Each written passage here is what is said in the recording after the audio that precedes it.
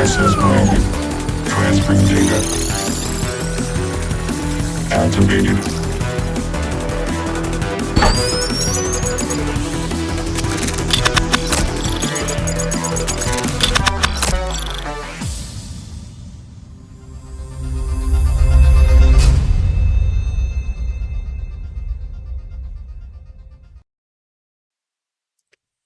Good morning. Hello. Happy Memorial Day. Welcome to Peter versus the Machine here on Gen Con TV. We do this every Monday morning, 9 a.m. Pacific. But you know that you're here, so you already know that.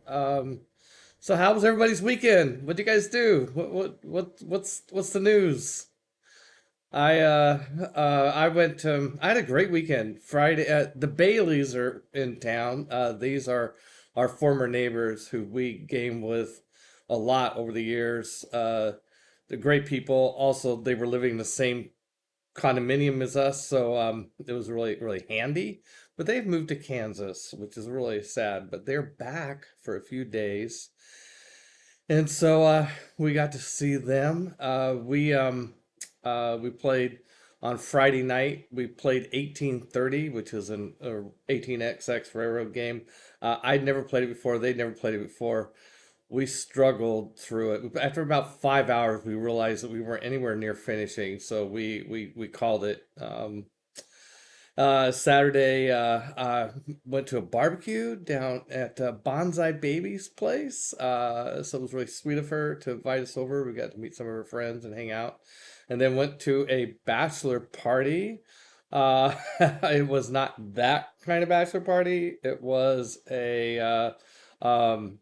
just a bunch of us guys sitting around, living the dream, recalling the glory days. And getting drunk. It was really nice. And then yesterday I came again with the Baileys. We played Dune Imperium. It was also a game that none of us had played before, and that also took a while. But we've managed to finish it, and I really liked it. I thought it was a really good game. I don't know what everybody else. Any reports about what people have been up to this weekend? Anything fun? I mean, I know what you were up to, Steve. Part of the day, anyway. Part of the weekend. We had, by the way, last week I played Charterstone. The first game in Charterstone is a legacy game, a campaign that goes for 12 games, and at the end you left with a standalone game that you can play as often as you want to. And Steve, oh, let's see. Oh, Armando, you played DBA, and you mean that's the miniatures game, right? I think it's a miniatures game for historical miniatures, maybe classic era, right? Like ancients and stuff like that. Um, yeah, yeah, that's good. I haven't played much of DBA, but now that I know Armando, now that I know you're an expert at it, Gabriel, next time you're up, we should play. I've got a bunch of miniatures collections. They're in the studio. We could set it up and do something. Yeah, that'd be a lot of fun. Yeah, so anyway, Charterstone, um, Steve asked me, like, why did you stop? Why aren't you doing games two, three, four, and five? And the thing is that I know that Jamie Stegmaier, who created the game, really likes to preserve as much as possible that element of surprise you get as to like what are the new things that are revealed in each of the 12 games. And so I figured I'd just do the first one, maybe whet your appetite, and if you like it, that way it's not spoilers for all the other ones. So anyway, that's the reasoning for it. The This week though, we're gonna take on Terraforming Mars. So Terraforming Mars, this is great. I mean, you can't be a tabletop gamer and not have heard of this game, and you've probably played this game. If you're watching this show, I'm orienting this show towards beginners, people who haven't played the game. But if you just like the game and want to hear what I have to say about it, great. You're welcome to be here. Also, I'm happy to take advice if you're like an expert at this game. I think I'm sort of midland skill at this game. I've played it a number of times. I have a pretty good idea how the game works. Um, I have sort of a strategy that I follow in the game, which I will talk about, but I don't think it's a particularly advanced strategy.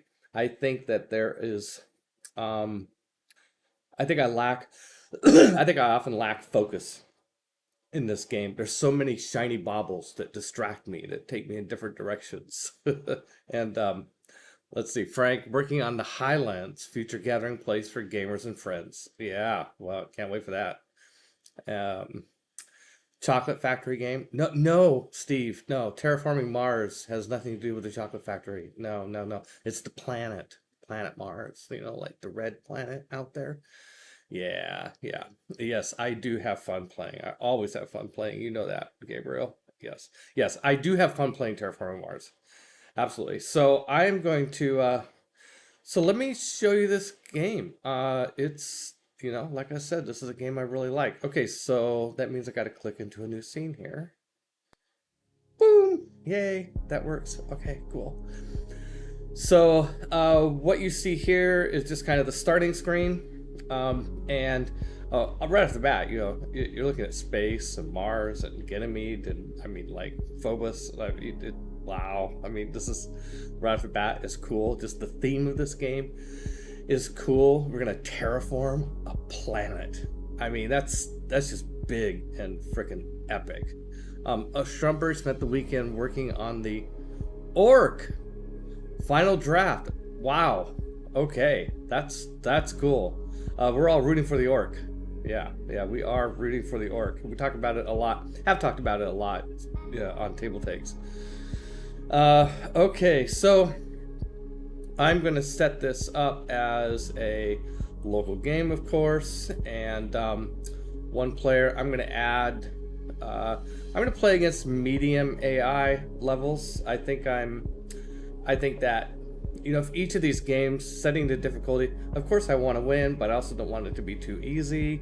I want to set something that I think is a good match, that I have a decent chance of winning at, but I think that's probably where it is, medium. I've been wrestling whether to make it a 4-player game or 1 player, 3 AIs. I think that's just what always feels natural. I know it slows it down, but we've got a couple hours. We're not in a hurry. I'm not in a hurry. I mean, you might be in a hurry, but I'm not in a hurry. So, okay, 1 human, 3 AIs. That looks good. All right, let's see what happens here. Okay, so right off the bat, it's gonna ask me to pick a corporation. Okay, so let me explain a little bit what we're doing in this game. Okay, so in Terraforming Mars, we are terraforming the planet of Mars, and each player is a corporation. And the corporations are funded by the government to go off and do this. So we get income from the government each turn. And the government is measuring our progress at terraforming the planet.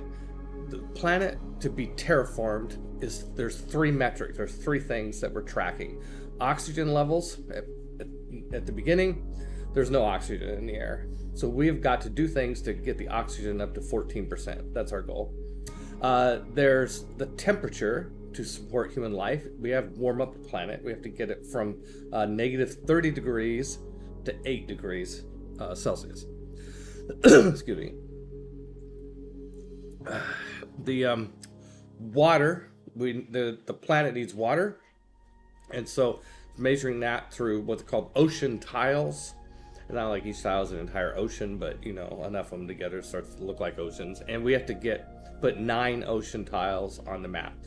So each time we do one of these things, we have what's called a terraforming rating, which is the government's assessment of how effective or how skilled we are at terraforming the planet. And every time we do one of those 3 things, our terraforming rating goes up by 1. It's like a victory point. But it's also your income and for money, which are called mega credits in this game. So you get a reward, not just in terms of victory points, but that's also your income each turn. It's added other things. There's also other things you can do just as a corporation to improve your P&L basically and produce more money than that. But that's pretty crucial. And when which government? Well, that's up to you. But yeah, I got to pick one of these 3. Okay, I haven't picked one yet. I'm explaining it, setting it up. Okay, so as a corporation competing, oh, and by the way, each turn represents a generation of human life. So, I mean, that's also a lot of things about this game are just mind boggling if you think about it. Like, we're playing a game that's going to take hundreds of years. No, no, no, it's okay. It's okay, trickster. It's all right. That's what the chat's for. um, so, your corporation has some sort of flavor and advantage, and it's a little hard to explain the difference between these particular corporations yet because we haven't explained enough of the game. But conceptually, there's always what's called the beginner corporation you can choose. The interplanetary cinematics. Let's just read: finding funding where nations struggle. The IC, interplanetary cinematics, initiated the colonization of Mars by turning the process into a soap opera infused with plenty of advertising. Oh, this doesn't sound like me. With the media's attention and a head start in colonization, IC sets out to terraform. Okay, that's the flavor text. Reality is you start with 30 mega credits and 20 steel. Steel are good for building things. And you have an effect. Each time I play an event, I gain 2 mega credits. Okay, events are types of cards. You have what's called project cards. We'll get into that. There's a whole huge deck of them, and it's kind of at the core of the game. These project cards, some of them are events, and so you basically get a 2 credit discount for doing events. Who's your favorite corporation? Wayland or Tyrell? Well, I think those are both trademarked, so I don't think either one of them appears in this game. Thorgate, let's say, as oil reserves run out on Earth, Nordic Thorgate emerged as the new world leader in the energy field with their cutting edge technology. Now that the colonies on Mars are growing, Thorgate leads the way in finding viable energy solutions. You start with 1 energy production and 48 mega credits. Playing a power card or the standard project power plant, you pay 3 credits less for it. Okay, so I gotta pick one of these things. Steel. I get more starting money with Thorgate. The energy production is always nice, and to be able to get energy better. Well, I think I don't know, Thorgate might be the better choice, but I kind of like this. 20 points of starting steel is going to give me quite a bit of buying power in terms of certain types of hey, Stefan! I see. Okay, all right, Gabriel, you called it. We're gonna play. I will select the IC, and we'll go. Okay, so let's see. Well, let me hide this for a moment. No, it won't. Okay, so this is the challenge in these playing these a video game effectively and try to teach it at the same time. They're going to show you stuff that aren't quite in the order that you would. You're still hungover. Okay, great. I'm not. I'm fine, Stefano. They show you stuff. Your stuff pops up, and you're really not quite ready to explain it yet. But I do have to make a decision here about which of these cards. So what happens is at the beginning, you're given 10 of these project cards, and you have to decide which ones you're going to keep and which ones you're not going to keep. And I'm going to make it easy. I'm just going to keep all of them. Okay, which sounds crazy, but I do have a reason for doing this. I might, let's see. Partially, I don't want to take up a lot of time explaining these right now. I am going to not take the ones that I can't possibly play at this stage of the game. Yeah, okay, I'm just going to take those. Just to get past that real quick. And it's not a totally stupid thing to do, which I'll explain why. All right, so let me talk about... okay, so I already mentioned that we're going to terraform this planet and that we have some things that we need to do. We need to add water, increase the oxygen, increase the heat. So there, as you see, we're looking at Mars. There's a bunch of different hexes. these are places you can put hexagonal tiles. You guys have all seen this before. Some of them are, I'm scrolling over kind of the middle of the planet here. I know the mouse is hard to see, but this part of the planet, you can see that some of those hexes are kind of shaded blue. And there's a couple of them out on the periphery, up on the top. There's a few of them, and there's one down here in the bottom that's shaded blue. These are places where you can place an ocean tile, and in fact, you can't place anything else there. So they're reserved for ocean tiles. And we have over on the right where it says Gen 1. This is what turn we're on. It doesn't really matter. It's just like, oh, we're on turn 1, whatever. Okay. And then these two vertical bars are tracking temperature. And oh, I can see little pop-ups. Yeah, temperature and oxygen levels.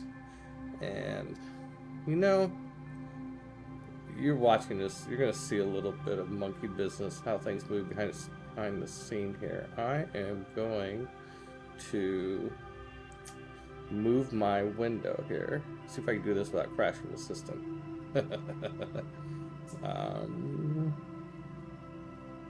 Let's see. Camera. I just want to move this down here so a little bit so I'm not covering up quite as much of the key information that is part of the game. Okay. Yeah, that was good. And then I have a little we'll see if I get away with this. This is actually kind of fun. That was the camera, and then the Peter window is called. To unlock it, and lets me move it. And did the system crash? I don't think it did. I think I got away with it. Okay, there we go. A little behind the scenes, me trying to make it so you can see more of the stuff. Yeah, the Peter window. I wonder if Mars becomes green by the end. Yeah, it pretty much does. Kinda. It will become pretty darn green by the end. Okay, so let's do this just a little bit further.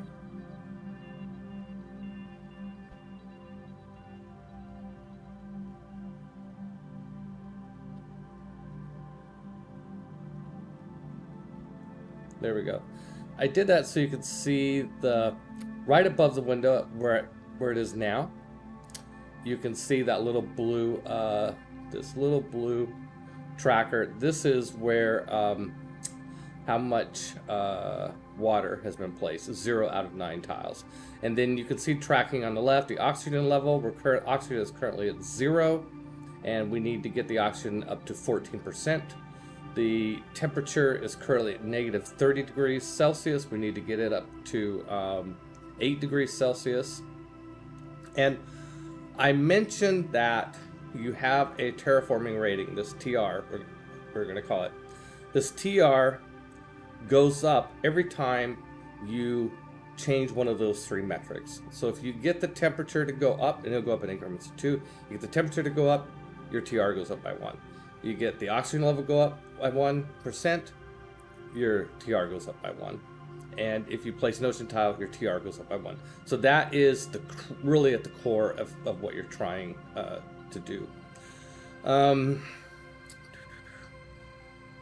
In the turn order, in the flow of the game, at the beginning of each turn, you're going to get several what are called project cards. These cards are, we're going to spend a lot of time with these cards, and you'll see what they are. Those were the things that I bought at the beginning.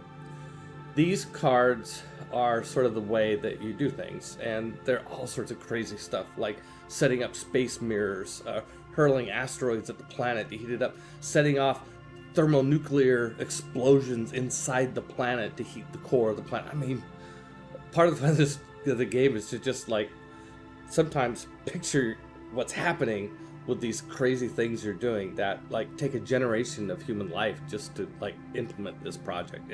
That's part of what's really cool about this game is that. So you're going to get these cards. Now I'm using a drafting system. What it is that imagine each player gets 4 of these cards. Each of us pick one of these cards and pass the 3 that we don't take to our left, and then you're going to pick up the ones from your right, pick one of those 3, and keep it, and then pass the two that are left and pick up the two, etc. Right? So you're gonna end up with 4 cards. One of them is out of the 4 cards that you were dealt. One of them, and from each player's 4 cards, because it's a 4-player game and there's 4 cards drafted. So that's one reason I kind of like doing 4 players for this. Now, when you take those cards, you don't. You still have to. You're initially sort of claiming which ones you might want to buy, and then you decide, once you get all 4, you decide out of those 4, which of these cards do I actually want to buy. And they cost 3 credits apiece, and the ones you buy go into your hand, the other ones get discarded. And the game goes long enough, the ones that get discarded will eventually come back through. Let's see what's happening. Yes, you can nuke the card. There are no critters. There are no critters in there. Yes, there are. Yes, this is a great multiplayer game. I'm playing against AIs, Trickster, but yeah, normally I think you would play this as a board game on the table. So the game of the game is to be the human evasive species and destroy Mars' beautiful red environs. Yes, Steve, that's yeah. Yes, we're colonizing Mars. Don't think too much about it. Okay, let me pick up the pace here a little bit. Okay, so yeah, so the turn order is after you get a bunch of these cards, we're gonna take turns. When it's your turn, you can do 1 or 2 actions, and then the next player does 1 or 2 actions, etc. At some point, you pass, and once everybody passes consecutively, that ends that turn. Then you do production, and the turn's over. Okay, so that is the basic stuff. Okay, let's look at the game board here, and how can you invest in my corporation? Stefan, it's a game. You can't. Okay, so let's go through the board here and what we're looking at. Okay, so obviously there is the map of Mars here, or this part of Mars. And by the way, there's different expansions. There's a lot of expansions of this game.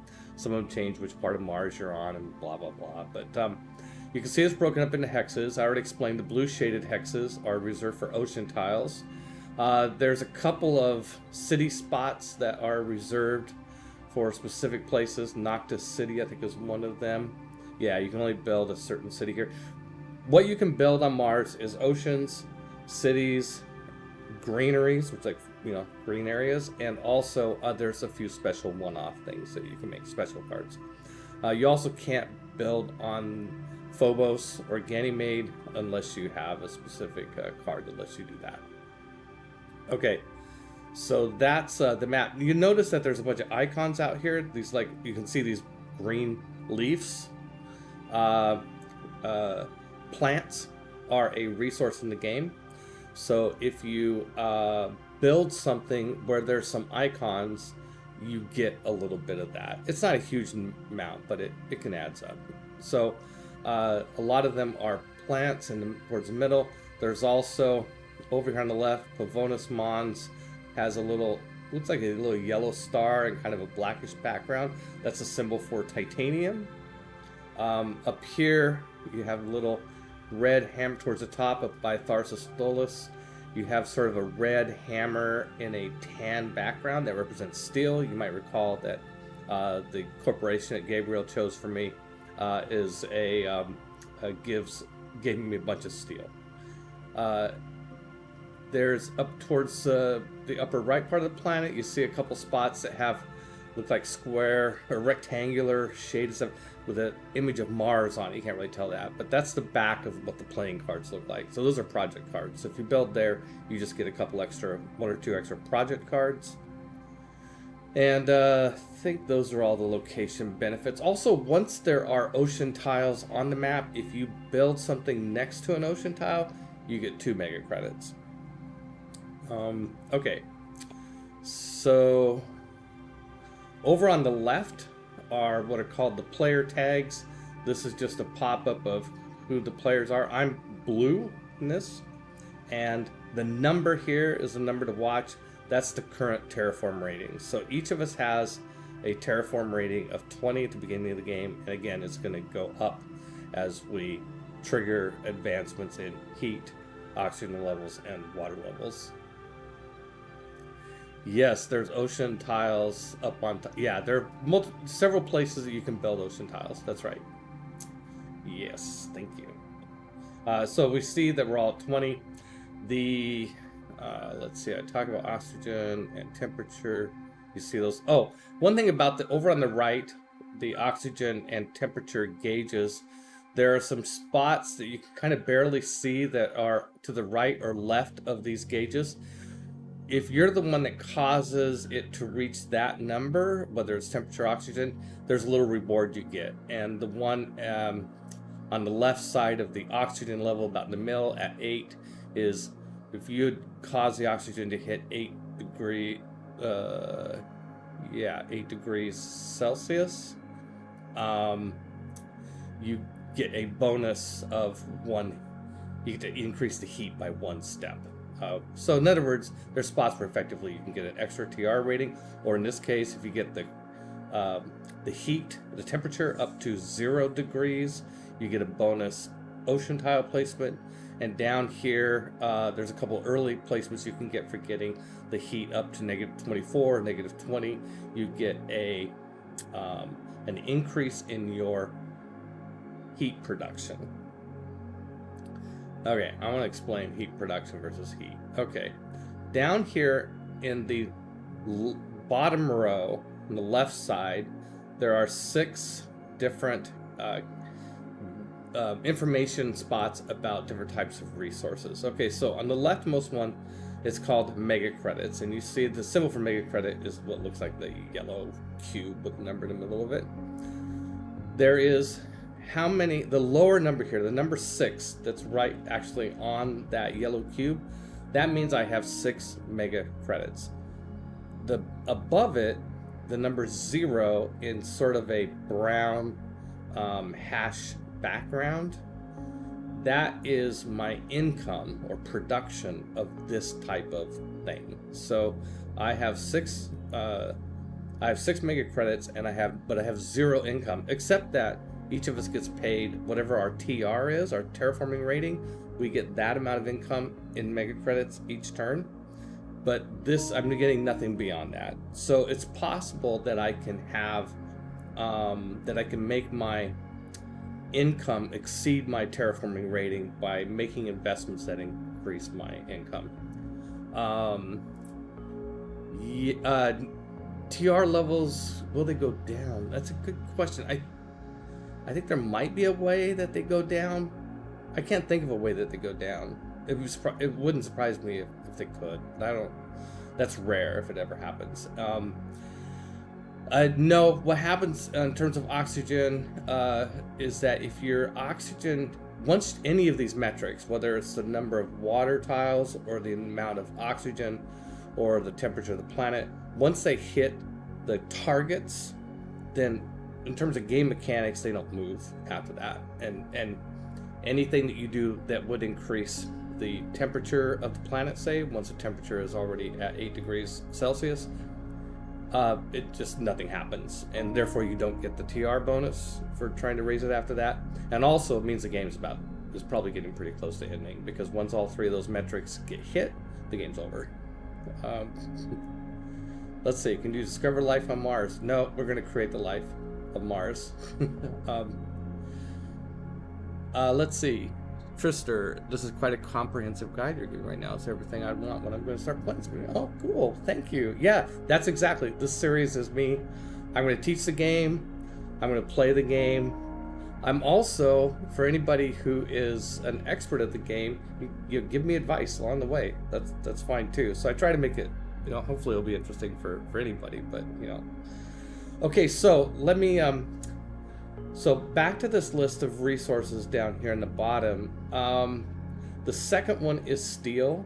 Steel is useful for building for playing certain types of project cards, which we'll get to. Right now I have 20 points of steel, but I have no steel production. That can change. And the other resources are titanium. Titanium are good for another type of production card called space cards. And then there's plants, then there's energy, and then there's heat. Each of these is just, like any board game, different types of resources do different types of things. One thing that's a little interesting about energy is at the end of each turn, any energy that you have left over that you didn't spend is converted to heat. So you can't accumulate energy. Let's see. Okay, so this just going left to right along the bottom here, right in the middle, it says the big number 8. These are the cards that are currently in my hand, so anytime I can pop up and look at them. Some cards that you play will let you accumulate resources on the cards. Those show up here if I ever get any. Tags are so when you look at these cards, by the way, you'll notice in the upper right of these cards is a symbol. These are tags. There's a whole bunch of different ones. I'm not going to go through them all, but sometimes it's helpful to know what tags you have and how many, and so this will give you an overview of what ones. Right now I have one building tag. I haven't used any of my project cards. I haven't built anything yet, so I don't have much in the way of tags, but I am getting one building tag from my corporation. In the bottom left, I can always click down here to get a reminder of what my corporation is. And you see in the upper right, there's that building tag. By the way, that building tag is what is the type of thing that you can use steel to build. So there's a little bit of synergy here in that I have a bunch of steel and I already have one building tag. Over here, okay, going back along the bottom row towards the right, victory points. It's how many victory points I've accumulated. They're from cards.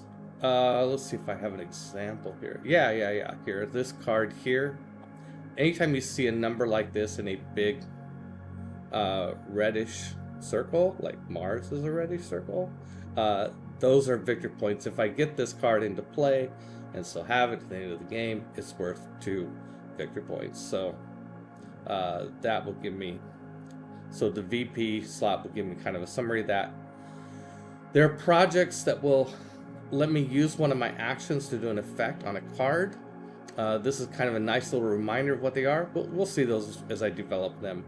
And those, so I go down here if I want to select one of those and do that. Let's see, are there different nationalities vying for the resources? Well, they're corporations. There's no nationalities in this game. There's no countries, if you will. It's that we as players are playing corporations, and those are kind of like nationalities in a way, perhaps, but not really. And then there's ongoing effects, like if you might remember that I have this effect from my corporation, and every time I play an event, I get 2 credits back. So that is a listing of those things. Okay, there's 168 cards in the project deck, and let's see, I think I got through. Okay, I think I've kind of explained the board. I keep threatening to talk more about project decks, project cards. Let's do that. So these cards, I'm going to be able to accumulate several of these. I'll be able to buy up to 4 of them every turn. So you're going to see a lot of these things come up. And some of them are lit up, and some of them are not. It's lighting up the ones that I'm currently capable of playing, the ones that I can afford to play. But let's take a look at one and get the indentured workers. Yeah, just like, what are the cool things these cards are doing? A titanium mine, penal mines, indentured workers. By the way, if you take indentured workers, you lose a victory point. Energy tapping, deep well heating. I mean, the things that you're doing in this game are just crazy, powerful planet moving things. I mean, you're terraforming a planet, so of course it's got to be cool. Okay, so let's take a look at one of these cards in more detail. The number in the upper left, where is mega credits, that's how much it costs you in mega credits to play this card. Always keep in mind though, I paid 3 mega credits just to get these cards into my hand. So every card has a hidden cost of 3 credits in addition to whatever it says here. I think it's good to remember that. Here's the 2 tags. In the upper right, it's got an energy tag and it's got a building tag. Now, The building tags, I mentioned steel can help you build project cards that have the building tag. I may not have said it that precisely before, but that's what you can use steel for. And here's a little where it says decrease cost. That's saying, hey, if you want to play this card, do you want to spend some steel to make it cheaper because it has that building tile, and therefore you can do that. Okay, well, that's cool. And then it has something in the middle that's kind of the, what does this thing really do? By the way, there's a little eye here on the video game version where you can, give you a more detailed explanation instead of trying to interpret the icons for a while, especially when you're first starting out how to play this game. Decrease your mega credit. MC is mega credit. Decrease your mega credit production by 1 step and increase your mega credit production by 1 step. What this does is lets you, anytime you see this sort of brown crosshatch sort of border around these icons, in those cases it's referring to the production of that thing. So like in the upper left where you see the 1 mega credit, it's not surrounded by that, so the cost here is 1 mega credit. But down here, the application here of -1 and then implied +1 is talking about the production. So if you're willing to sacrifice a mega credit production of 1 to increase your energy production by 1, this card will do that for you. And okay, I'm not gonna, whoops.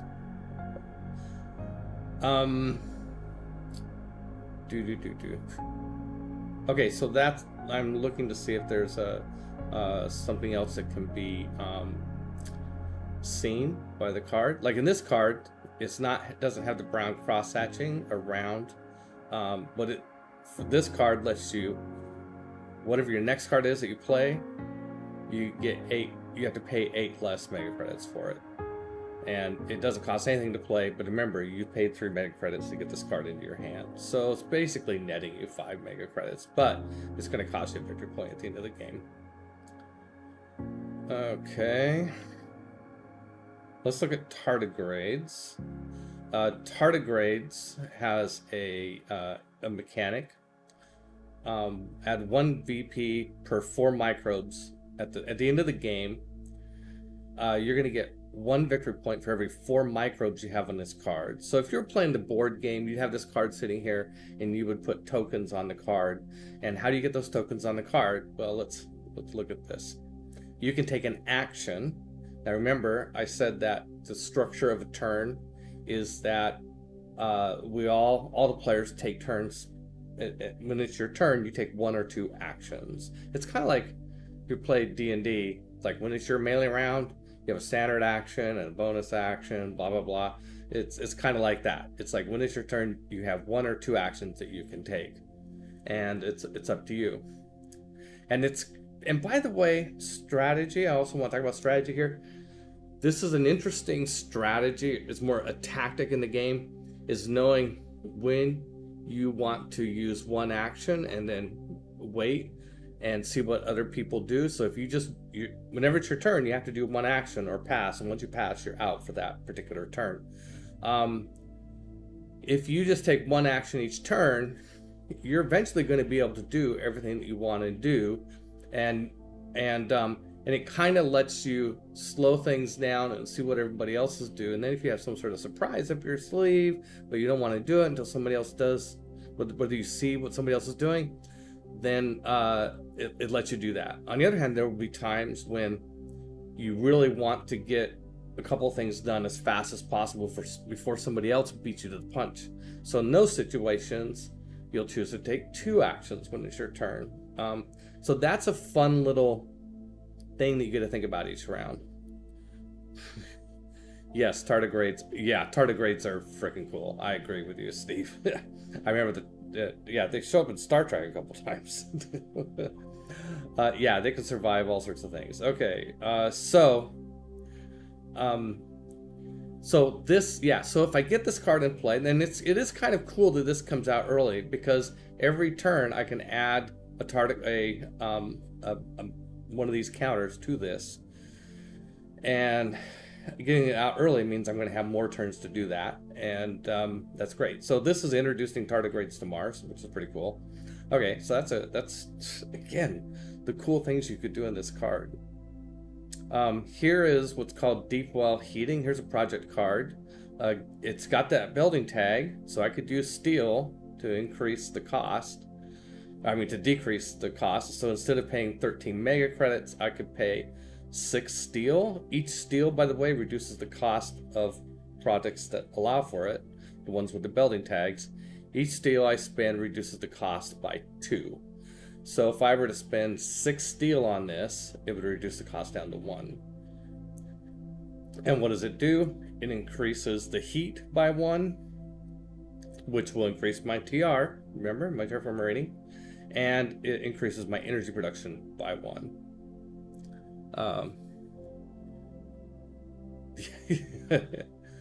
Yeah, that's right. Thank you, Private O'Malley. Appreciate it. Appreciate the help there. Okay, I mean, they'll be on. Oh, let me look at this one. This Rad Chem Factory. This one says you can decrease your energy production by 1 step and raise your terraforming rating by 2 steps. So this symbol by the number 2 here, that's kind of an orangish thing with looks like a planet or something in there with laurels. That is the symbol for terraforming rating. When you see that, that's always like, oh, what's this about? Because terraforming rating is what you're for. Yes, that's right. There are other effects that can let you add extra counters to cards or move them even. Okay, I think that's enough I want to say about cards. I think we haven't talked about everything. Oh, okay, there's one. Okay, I want to explain the top row here. I'll start with the middle. We're talking about standard projects. We just looked at the structure of a project card, right? So you get one of these cards, you can play it to do the thing. You can also, and this is really easy to forget as when you first start playing this, but it's a pretty important tool, is that you can do what are called standard projects. You don't need a card. You can, anytime you want to, you can pop up here and do any of the things on this list. Sell patents, that's basically taking cards that you realize, I'm never going to play this card. You can sell it for one mega credit. You can build a power plant and increase your energy production 1 step for just 11 credits. An asteroid, anytime you want to, you can hurl an asteroid at the planet, heat up the atmosphere for 14 meg. Yeah, you heard that right. Hurl an asteroid at the planet and heat up the atmosphere for 14 mega credits. Or build an aquifer and place an ocean tile for 18. Or place a greenery, which will increase the oxygen by 1, which will increase your TR rating by 1. Yeah, all 3 of these, asteroid, aquifer, and greenery, increase your terraforming rating by 1. And instead of waiting for a card, the cards that will let you do these things just let you do it cheaper usually. But you can always just like, no, I want it now, I'm going to do it now. And then you can build a city for 25 mega credits. If you build a city, it doesn't change any of those metrics of heat or temperature, oxygen, or water and give you a TR rating. It doesn't do any of that. It does become a tile that's on the map that does increase your mega credit production. You know, you see the little mega credit 1 and you see the little brown crosshatch around it. So that's an ongoing improvement in your income separate from the TR rating. Remember, you add the 2 together. But at the end of the game, a city will be worth a victory point for every greenery that's next to it. So that is a key thing to understand about how you can earn victory points, is build cities next to greeneries, or build cities and then build greeneries next to cities. And one of the dynamics you'll see in the game is that as we start to build on Mars, as we start to build it out, develop it, is that we will be trying to kind of leverage each other's greeneries. Like, oh, you got a bunch of greeneries, I'm going to build a city right by your greeneries before you get a chance to build another city by your greeneries. That sort of thing. So you kind of got to watch for that. Okay, so that'll be a key way of getting victory points at the end. Also, each greenery is worth a victory point, in addition to the TR rating that you got from building it in the first place. When you build the greenery improves the oxygen, and therefore gives you a TR bonus, and then it gives you another victory point at the end. How many generations does a game use? I don't. 30 or 40, maybe. I think. Victory point range at the end. The TR ratings will get up around a 30 to 40 range, and then players will have maybe that many victory points on top of it. So I think if you get up to like 80 points, that's probably decent. I'm not sure. That's a really good question. I should know the answer. Yeah, I'm not sure. Average 3-person game is 10 to 11 generations? No. That 10 to 13 generations?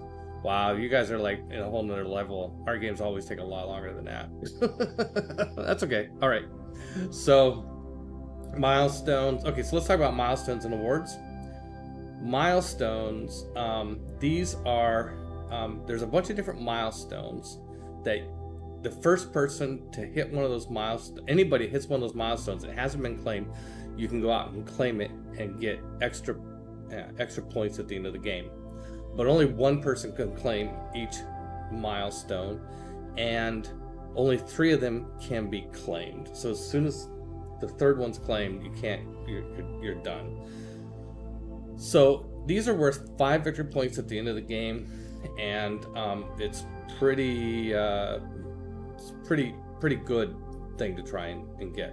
Terraformer, you have to get your terraforming rating to 35. That takes a long time. Hardly ever see anybody do that. Mayor, build 3 cities. Gardener, build 3 greeneries. The builder, have at least 8 building tags in play. That's the same building tag that I get a discount for steel. So I'm definitely going to go for that.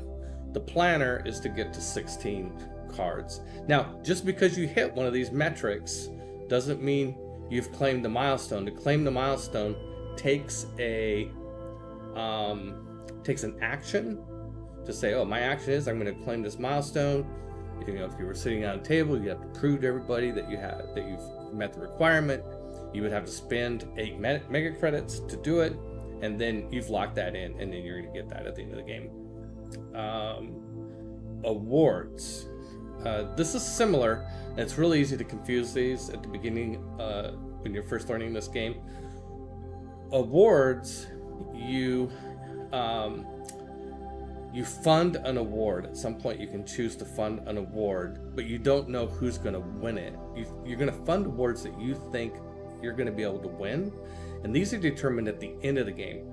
So milestones, you lock it in when you hit the milestone and go claim it.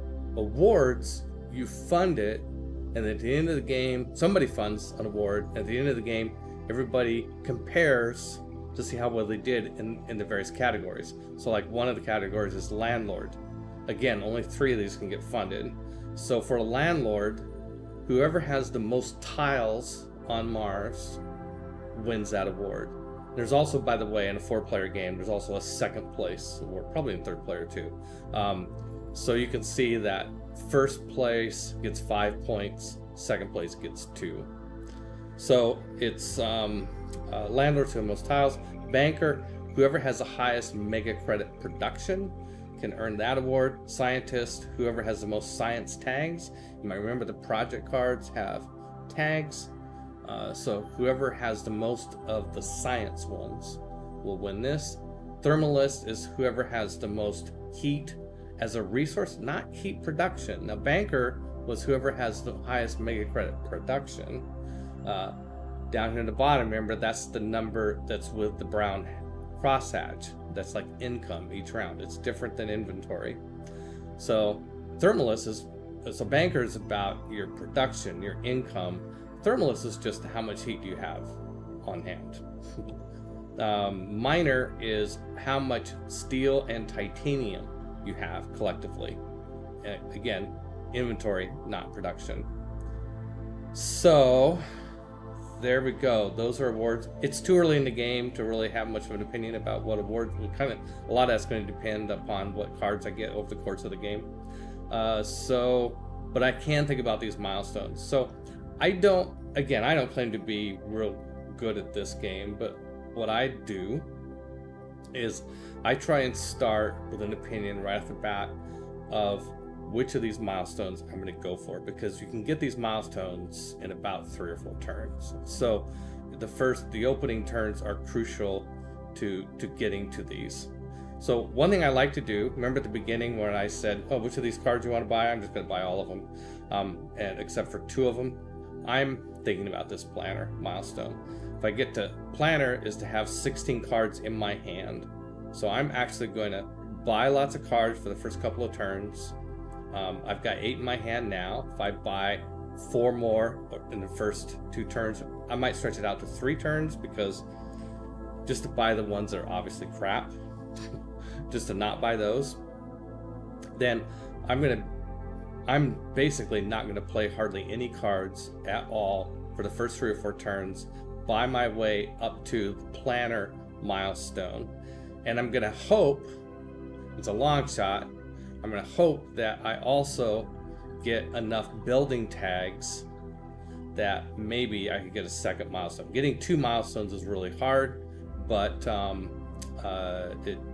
it can be done. But I don't know, against AIs, who knows? I've only played this against AIs a couple of times, and they tend to go for Mayor and Gardner awards really quickly. So I think the chance of getting getting both of those awards is really slim. But I think I'll be able to get one of them. If I get one of them, that's fine. That's like par. But if you don't get one of these awards, that's pretty sucky, because it's 5 extra points to somebody else and 5 points you didn't get. 5-point swing. Okay. And yes, thank you, Private. You're right. While it does cost, what he's talking about here is it costs 8 mega credits to fund an award. That's the first award that gets funded. Once somebody funds the first award, the second award's more expensive by, I believe you, 6 minutes. I don't remember, but I'm sure you're right. 6 credits more, so that would be 14 credits for the second award, and then 20 credits for the third one. So by the late in the game, we're gonna have lots of money, probably. Okay. Well, it's asking me, so it is my turn. The only thing we did to kind of set up was pick which each of us got dealt 10 cards, project cards. We each decided which ones to buy. I bought a whole bunch of them. Partly that was to save time, but I also knew that it would get me towards this goal of getting the planner award. I don't really know what I have, but I'm at some point going to have to take some time to look at those cards and really actually think about it. So, since I only have 6 credits, I spent all my money buying cards, and to play any of these cards means I wouldn't have it in my hand anymore. There's a difference, between having cards in your hand. If you're playing the board game, you would have some cards in a hand, like a poker hand, but then you would also, anytime you played one of these cards, you would place it face up out here on the board in front of you. So the planner award is about having 16 cards in your hand. So it works against that if I play any of these cards. And I know that with 8 cards, if I buy 4 and 4, I can get to that. I can get to, by turn 2, I can get all the cards I need. And the question is whether I have and claim that award pretty fast. So I'm pretty sure I'm not gonna play any of these cards. Although it'd be nice to get the tardigrades out there. That's probably worth the victory point. 1 victory point if I get that. But yeah. So I think that I'm going to be happy. I think I'm pretty confident I'm going to get this planner award if it takes me 3 turns instead of 2 to get all the cards I need, which means playing a couple of cards in the first 2 turns. And yeah, so it'll take me 1 turn longer to get there, but a couple of these cards are pretty strategic. So I'm going to play tardigrades.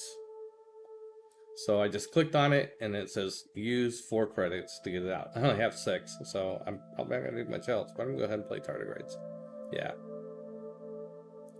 And okay, so now it shows I only have 7 cards in my hand. And yep. Yep, thanks. Yep, that's right, private. All right, and you can see that my list of tags, now I have a building card. That tardigrades had a what's called a microbe tag on it. So I now have a micro tag. And now I have an action as a possibility. Let's come back to that. I'm going to go ahead and skip my second action. Remember, when it's your turn, you have one. You can choose to just do 1 action or do 2. I'm going to skip. Unless I'm in a hurry, I generally skip my second action just because what other people are doing, I get more information, although really it's not going to matter too much at this point. I'm going to see. Okay, so red has built a city already. It's way over there on the left, Arcia Mons. And green and yellow. Not quite sure what yellow did. But it's nothing I can see. Green is built another city. Okay, so you can see, so if red builds a city, that city's going to be worth points if red builds, if anybody builds greenery next to it. And so green building another city. By the way, you can't build a city immediately adjacent to another city. Cities have to be spread out, have at least 1 hex in between them and any other city. But by building this city so close to red city, any greeneries that red builds here by their city will also give victory points for green's city here too. So that's yeah, you'll see a lot of that type of maneuvering in the game. It also means that red and green are both positioning themselves to get the mayor milestone, which is whoever gets the 3 cities first. Well, doesn't have to be first person to claim. First player to get to 3 cities and claim the milestone. Yes. Okay, it's come back to me. It's my action 1. I'm gonna do the action. So wait, let's look at it this way. Cards played. You can click on cards played and see the cards you've played. I've played tardigrades. You guys know that? You were here? So now that tardigrades is sitting there on the board in front of me, it has this ability. You can't really see it on the card here, but I did show it to you when I was thinking about playing it.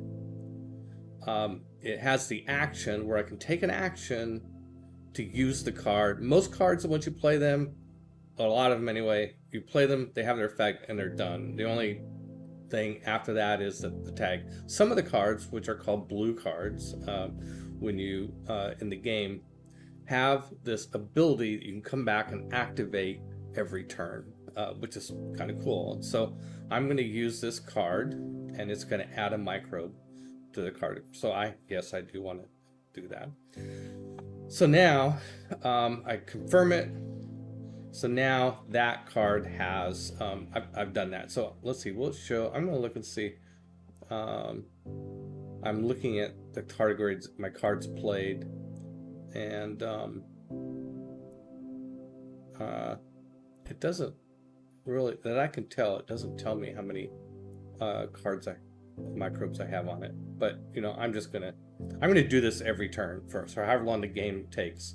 That divided by 4 is how many extra victory points I'll get at the end. Okay, I'm skipping my second action.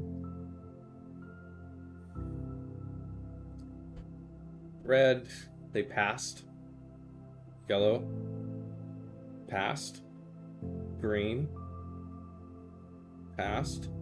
And by the way, if you look at the player tags over here, you can see that mine's lit up. The other ones are kind of dulled.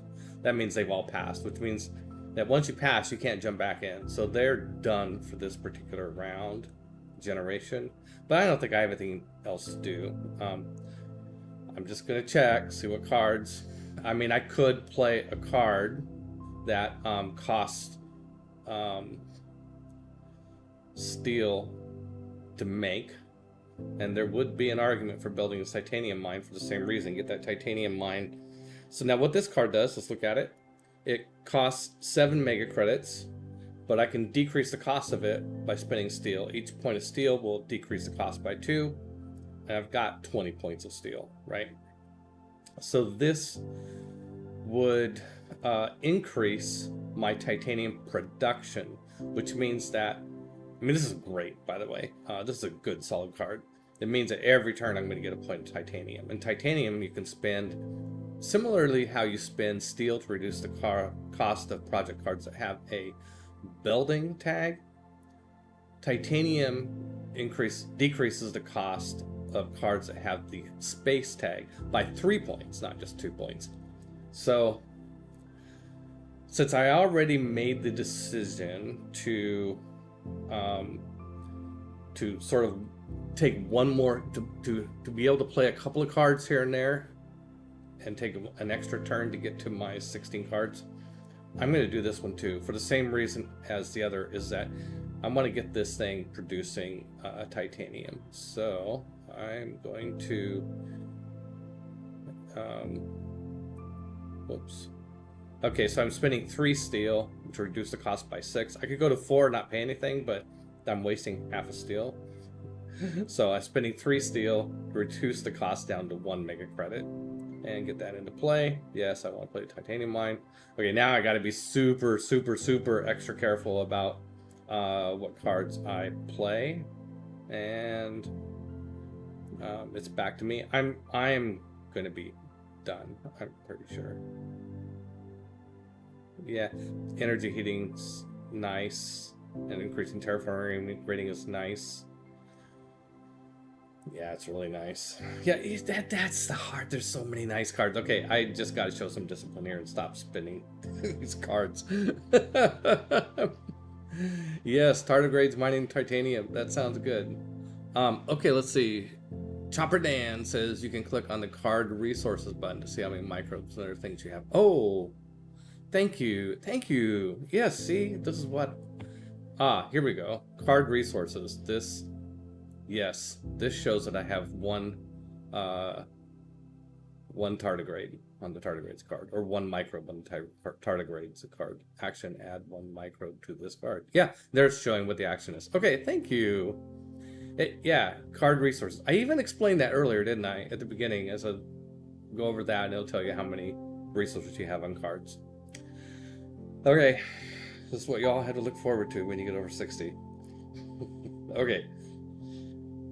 Yeah, we're gonna skip second action. We're gonna end the turn. Okay, when you now it was my second action, so it's coming back to me and giving me and now I'm gonna skip. Once you skip your first action, then you are done for this particular round. Okay. Now it's doing production.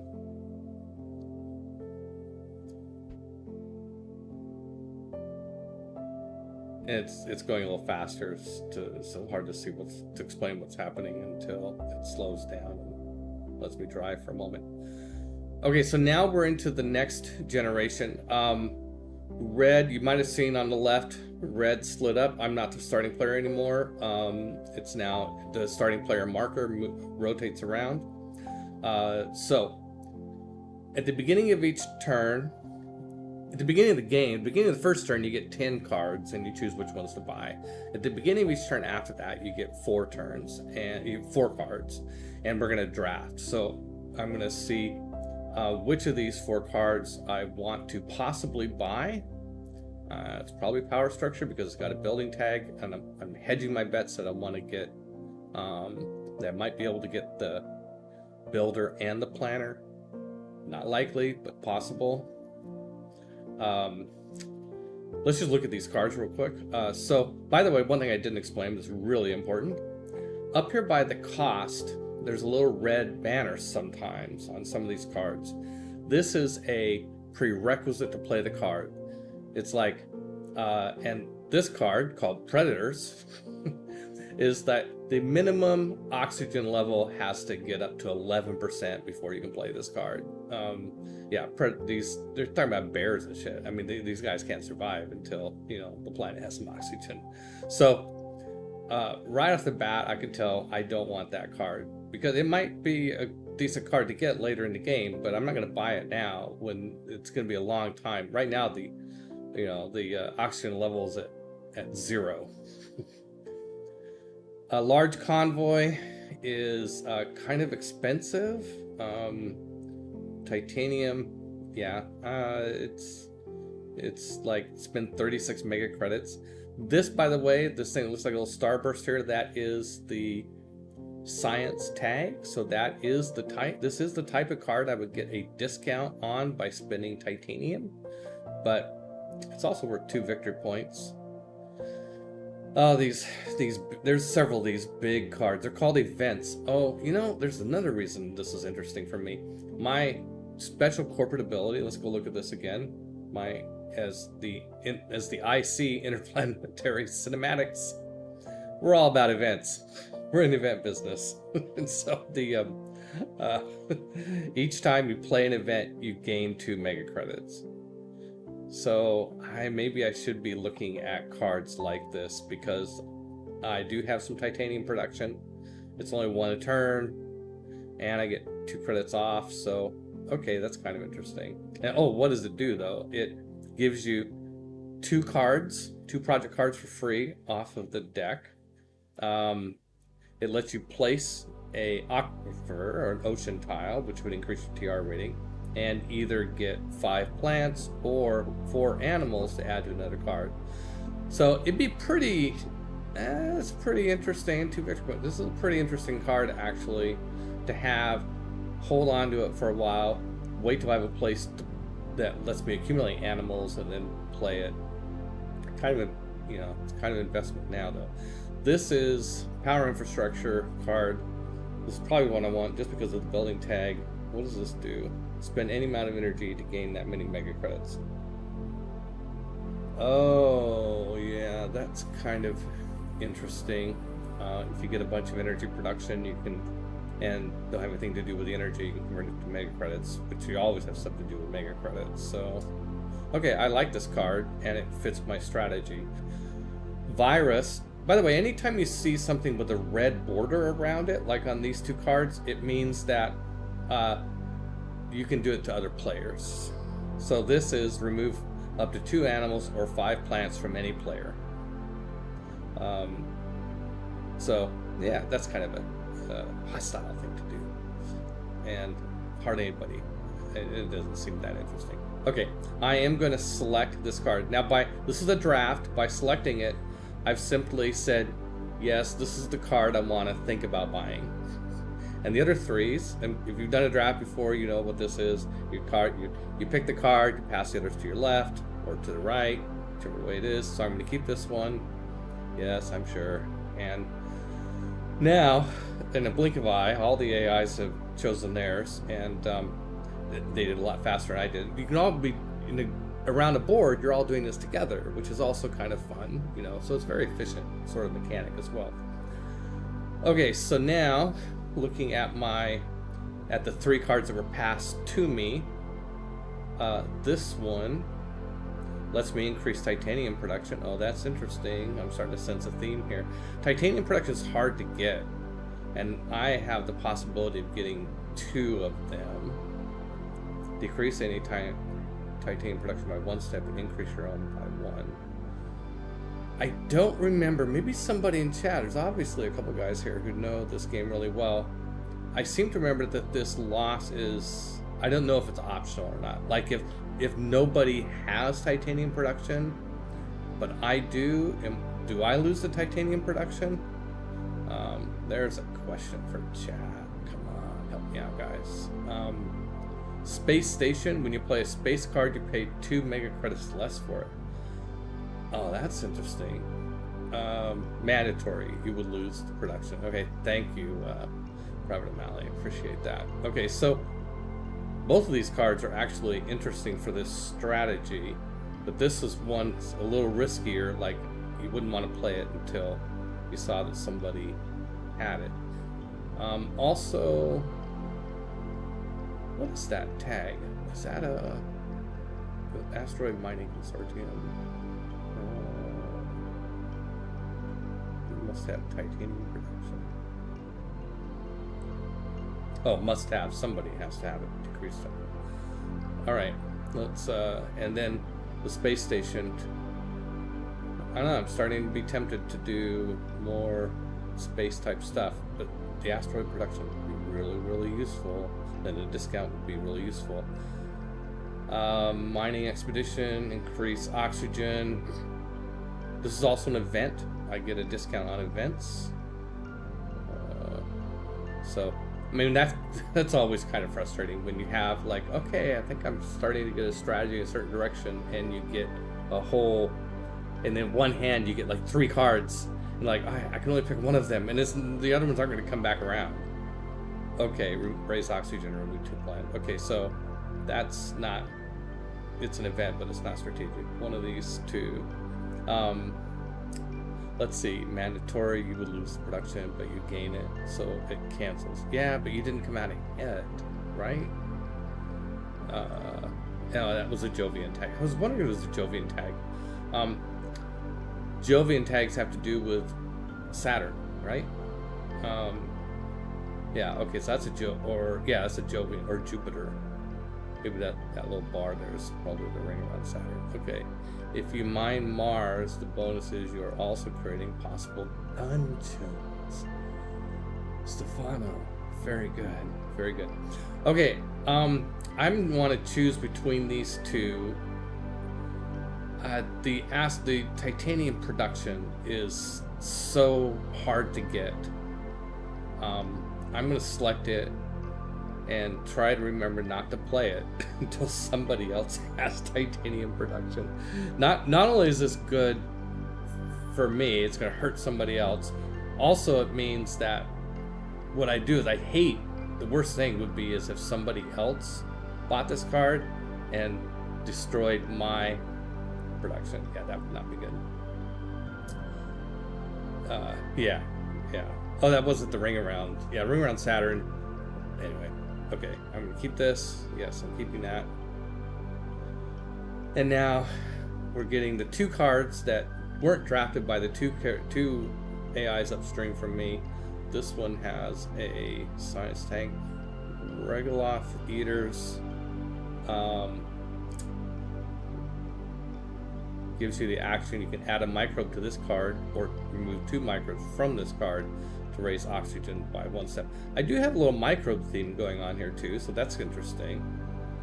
And lichen, increase plant production by 1.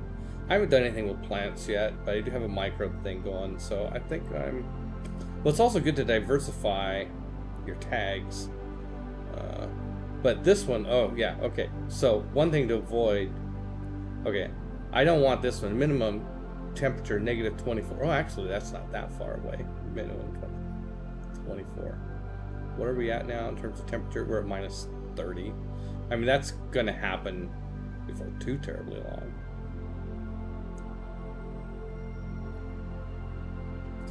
This lets me effectively raise the oxygen level and get a bonus to TR every 3 turns. And yeah, I think I'm gonna take the Regoloth Eaters. Oh, you like? Yeah, Stefan likes lichen. I bet. Have it for breakfast, right? Okay, and then I got one more somewhere. Okay, so now I'm trying to get to 16 cards, so I'm probably just going to buy all 4 of these, and they're all ones I chose except for Steelworks, which is actually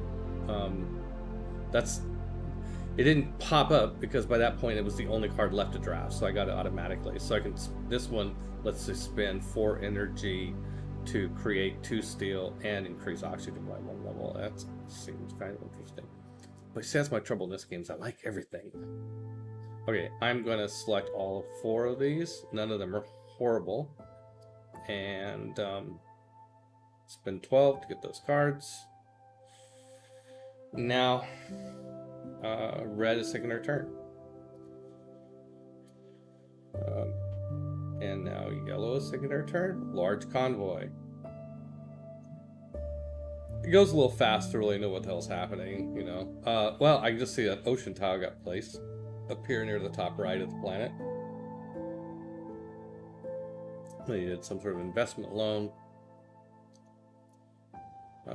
I think that one decreases your mega credit production by 1 and gives you 10 credits. Which,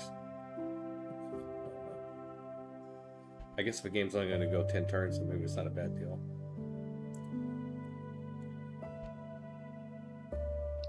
Okay, I have 10 cards. If I buy 4 over the next 2, I'll get to 18. So I could waste 2 cards effectively. Like either use a card or not buy a card, whichever of those actions I want to do. But let me look. First, before I forget, I'm going to go here and spend an action to use my tardigrades again. So this is something I got to remember to do every single turn. So I usually just do that first. Selecting a resource. Yeah, that one. Confirm. Okay. And then I'll skip my turn because I'm not trying to race to get something done this turn before somebody else.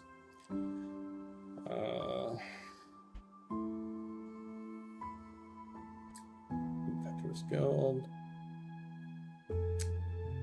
Oh, that's a guild. That's a fun card. It lets you draw from the top card off the project card deck and either buy it or discard it. That's pretty cool. Okay, it's back to me. I see if there's any of these cards I really want to get out ASAP.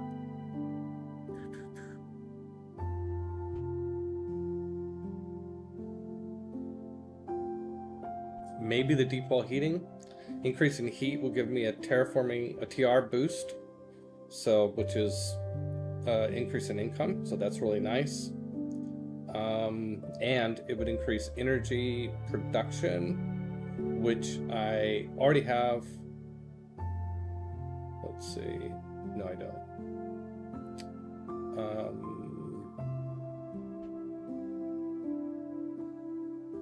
I think I'll do that. I can do it without spending a lot of money. I can bring the cost down to 1. By the way, generally, unless you're going for the award that's based on how much steel and titanium we have, there's not much sense in keeping it. I mean, you can only, other than that award, the only thing you can do with steel is spend it on these project cards that have the building tag. The only thing you can do with titanium is spend it on, and for the most part, once in a while something will pop up, you know. Anyway. Okay, so yes, I want to play deep wall heating. Okay, so that increases. You see over on the right, you see the temperature went up from -30 to -28. You see that my terraforming rating went up to 21. And I'll skip for now. Red is already skipped, so now yellow is going. Releasing inert gases. Again, it's just funny to imagine what stuff's going on here. Okay, I don't think there's anything I want to do. There's no more actions left. And I really want to conserve my cards. So, pass.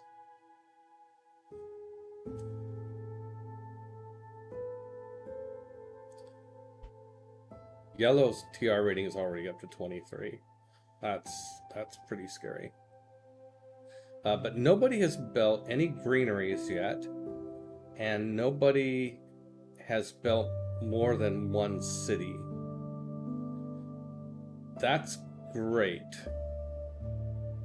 The last game, I've only played against the AI once, at least in recent memory, maybe when I first got this game years ago. And in that game, one of the AIs just beelined for the mayor award by building 3 cities, and another one beeline for the greenery, whatever the one award is, to get the milestones. But since they're not pushing as hard that way, okay. So this is Oh, we're drafting for the next round. One thing I'm not sure if I really explained. After we all took our actions, we all passed. It did what's called a production phase, where I've explained that down here in the bottom left, these numbers with the brown crosshatch behind them represents the production of that thing that you have. Okay, so like I have production of titanium of 1. It means during that production round, every round, I'm going to gain a point of titanium. So that's happened twice. So that's why you can see below it that I have an inventory to titanium, because my production has produced titanium twice. I also have energy production now, and so it produced a point of energy, but unused energy becomes heat. So if I don't spend that energy, and I'm not going to probably, it becomes heat. So energy production and heat production both start to kind of add together towards creating heat. And oh, that reminds me of a thing that I didn't explain yet. Cool. One thing that you can do with heat is, once you have 8 or more heat, you can spend 8 heat to raise the temperature of the planet by 1 step, 2 degrees, and get your DR raised. You can also spend plants. If you get 8 plants, you can spend the 8 plants on building a greenery, one of the trees down on the planet. So now you're starting to get an idea of what all these resources do. The mega credits are good for buying things, buying project cards, and spending project cards. Steel and titanium help you pay the cost of certain types of project cards. Plants help you build greeneries on the planet. The heat help you raise the temperature of the planet, and energy can become heat and help you do that as well. All right, and energy also becomes useful in a bunch of other little odds and ends here and there, where he's like, oh, spend some energy to do this or that.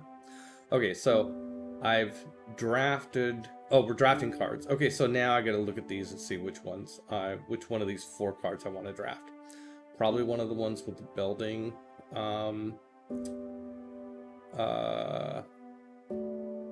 Okay, so the problem with heat trappers.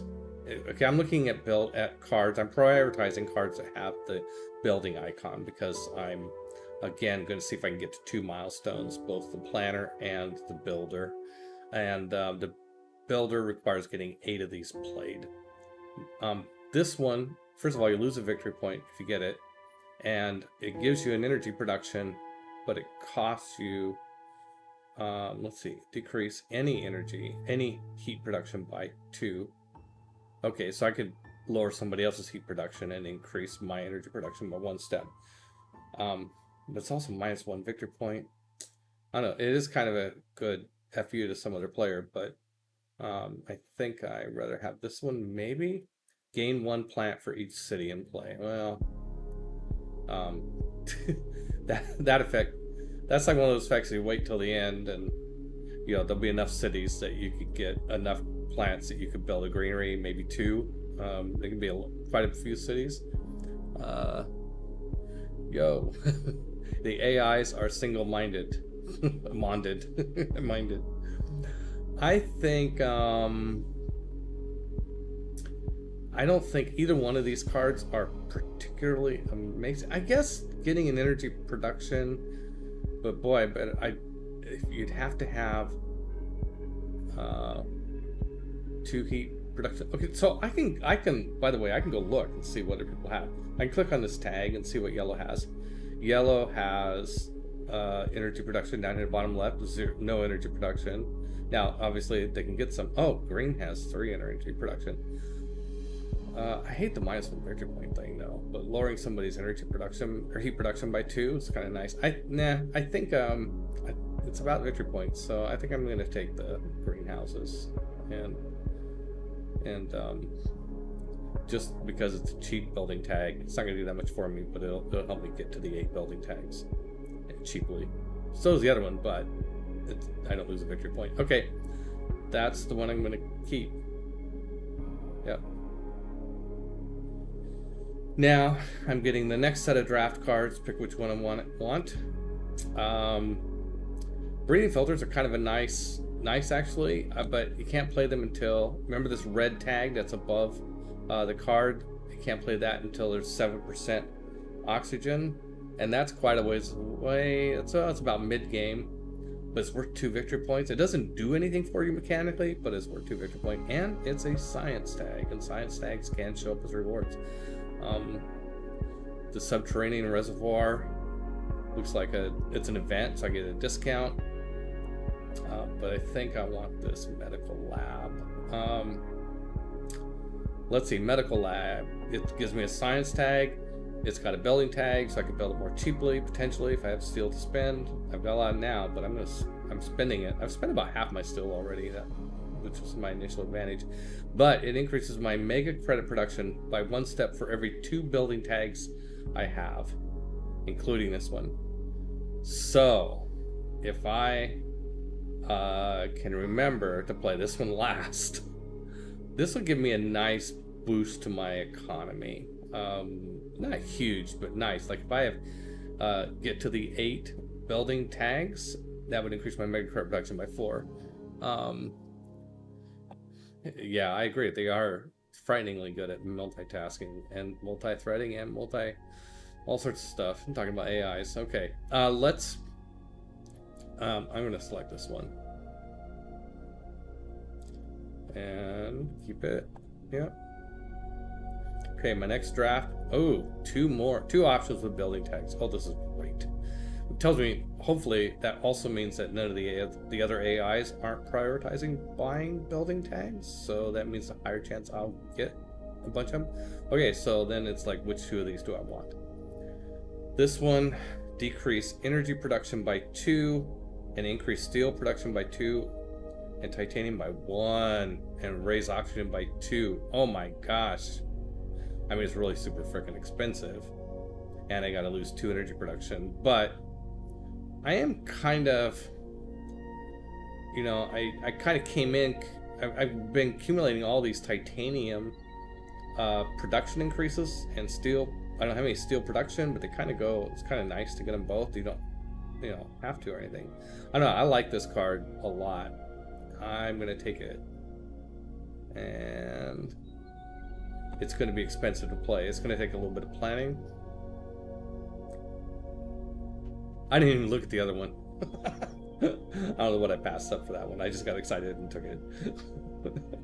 Okay, so now remember how the drafting works. We're drafting, and now we have 4 cards, and now we have to decide which of these 4 cards do I actually want to buy and put them in my hand. So it's kind of like this intermediate step where they're not really in my hand yet, even though I'm holding them virtually. So I want all of these because I am trying to get to 16 cards, and I'm being very careful about spending or not buying a card. Yes, I want to buy all these cards. Okay, yellow played a Trans-Neptune probe and got some victory points. Blue, did it skip green? Oh no, it just did something to blue, I think. Green playing the heat trappers.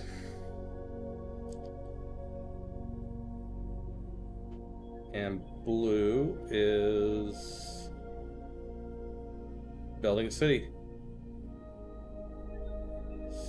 So, or no, it's green. Just built a city. No, it's blue as me. Duh. Okay. Let's see. All right, I need to take a short little bio break, so we will be right back.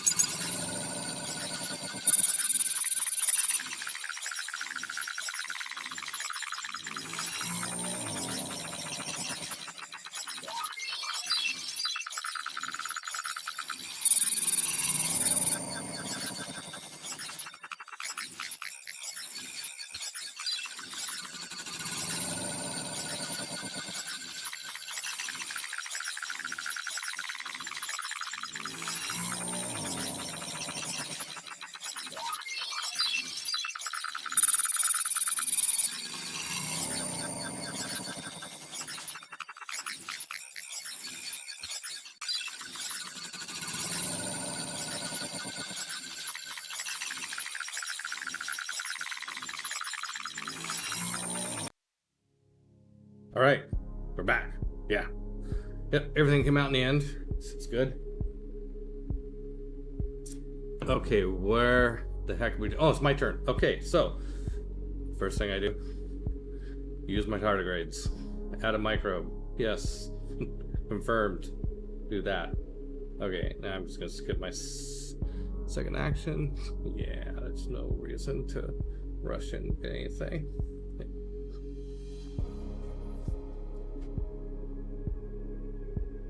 Okay, red played a blue card. Card action. Not quite sure what they're doing. Happens a little fast. Yellow is... Oh, they're playing the Lycan. There you go.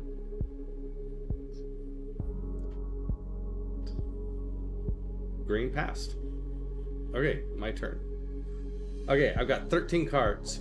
Next turn, if I buy 3 and don't play any, I'll be there. It's nice to have the option to not have to buy all 4, but on the other hand, I could play one of these cards if I really want to, and then I'd be obligated to buy all 4 if I want to claim this milestone next turn. So let's take a look.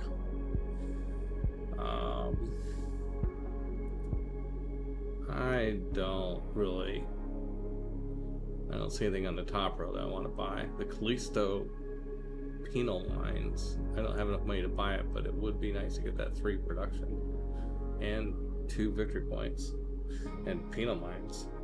Not sure how I feel about that. Maybe they're Martians. Wait a minute. No, there's no life on their Mars.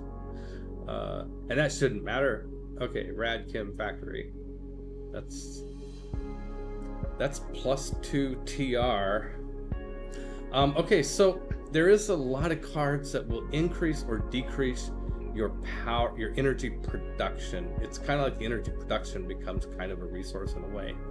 Like this fuel generators, -1 to your mega credit production, but +1 to your energy production, or +1 energy production, -1 to somebody else's. I have energy production of 1 right now. This deal works could be interesting if I get it far enough. Oh, by the way, I think I have more cards off to the right here. Yeah, this is what I'm looking at. Okay, so this strip mine, I like this card, but it's going to require me to lose 2 energy production to get all these other benefits. And this is definitely a card I want to prioritize getting when I can, once I've gotten to 16 cards especially. So I'm reluctant to play a card that decreases my energy production, because even for 2 terraforming, even for 2 TR, because I want to get that other card out.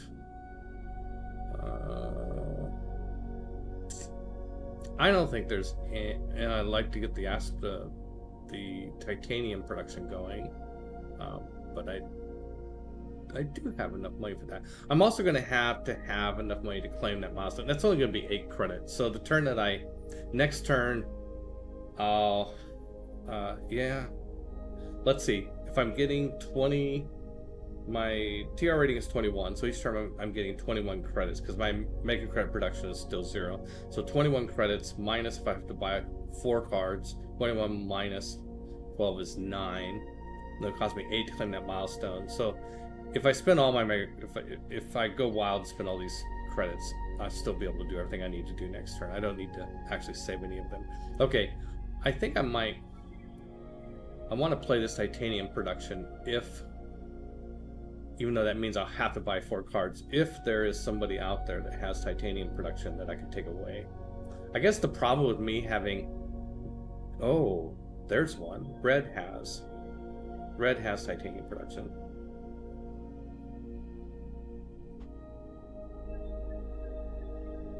Yeah, I think even though I'll probably increases the chance of getting a completely worthless card in my hand, I think I'm going to go ahead and play this. Must have titanium production. Somebody has to have it. It doesn't mean me. It's kind of worded badly, but I think that it doesn't mean me. I mean, I do have titanium production. Okay, I hope it's going to give me the option of choosing somebody else. If it doesn't, yeah, it's Cotty. Okay, let's try this. Do you want to? Yeah, I think so. Is it going to let me pick? No, it took it from no selecting production. Yeah, here we go. Saturn Systems. Yes.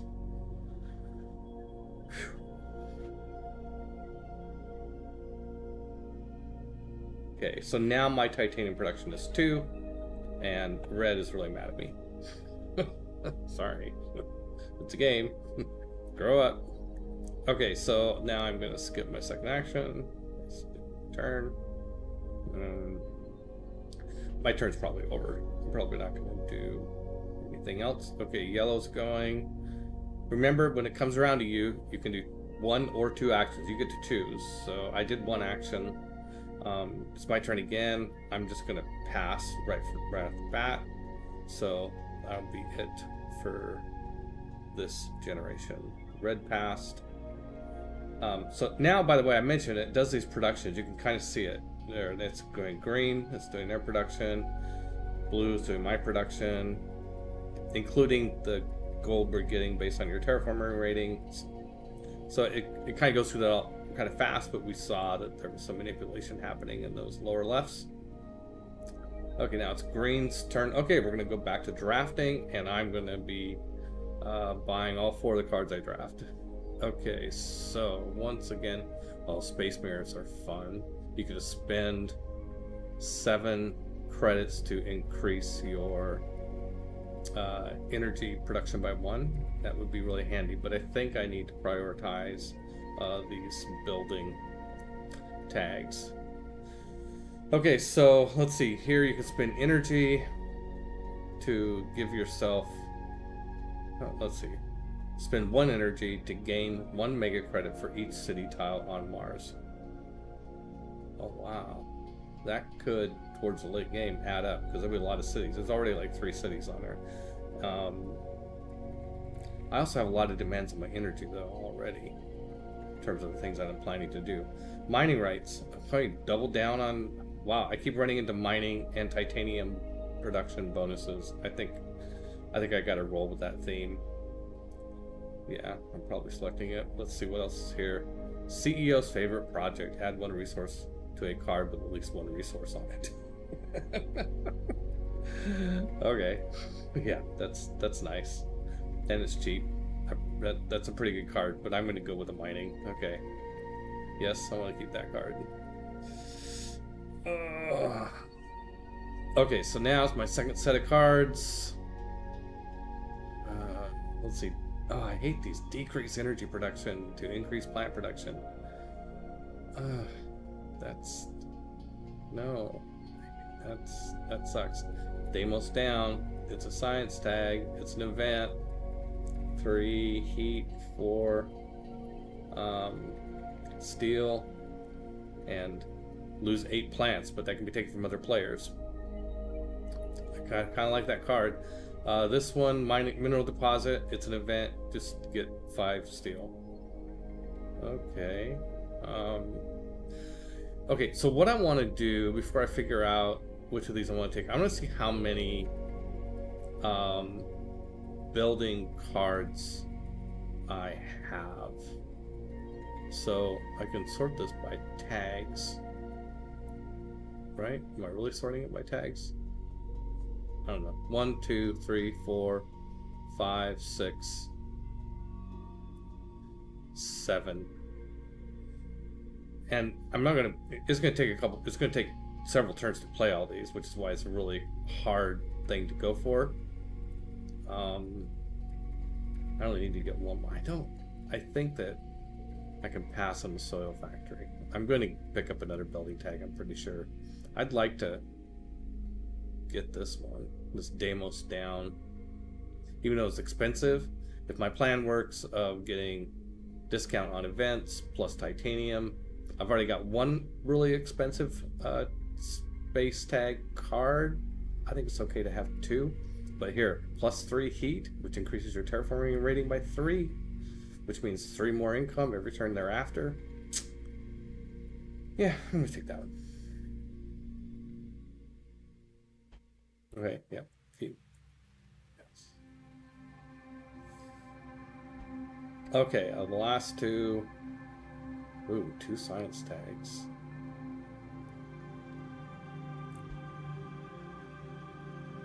Science tags are kind of, kind of ish rare. And there is an award around them, and I think I've picked up a couple already. I'm gonna look at my cards again. I've got one here.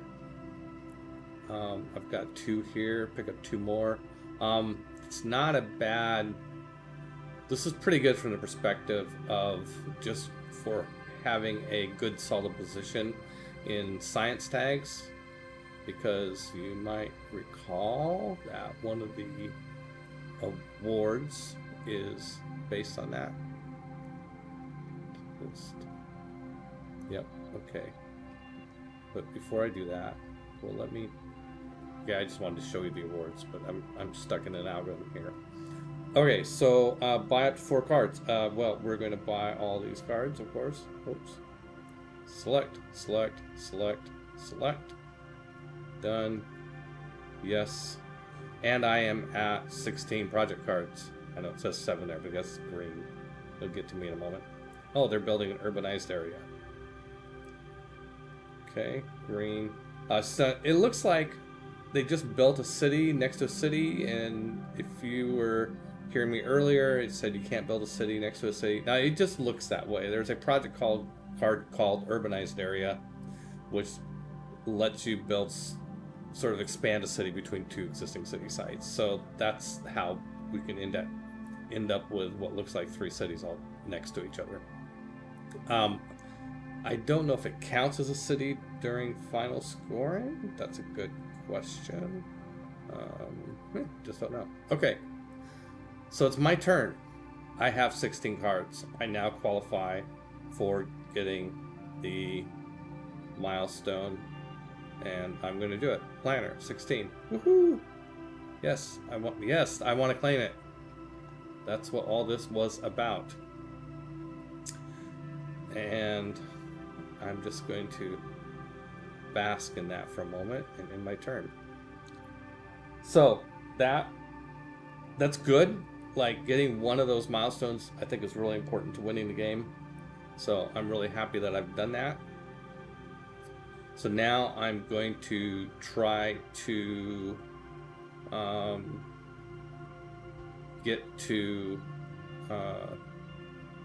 the milestone for the builder milestone, which requires having 8 of those builder tags in play. And nobody's played any greenery yet, which is really good news, because the greenery, let's look at those milestones again. The gardener, it's called. The gardener milestone requires playing at least 3 greenery tiles. Own 3 greenery tiles. You're not really seeing it here. You're seeing when you play a tile on the map, you own it going forward, except for oceans. You don't. Nobody owns the oceans. So nobody's close to that one.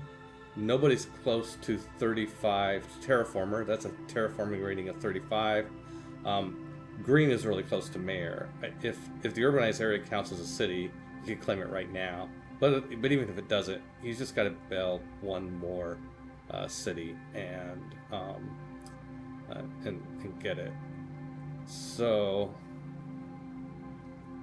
but if he does that, there's still one left to grab, and mayor and gardener and terraformer look like they're far away. So I think I have a shot at this. I have like a 50-50 shot maybe. Okay, so it is my turn again.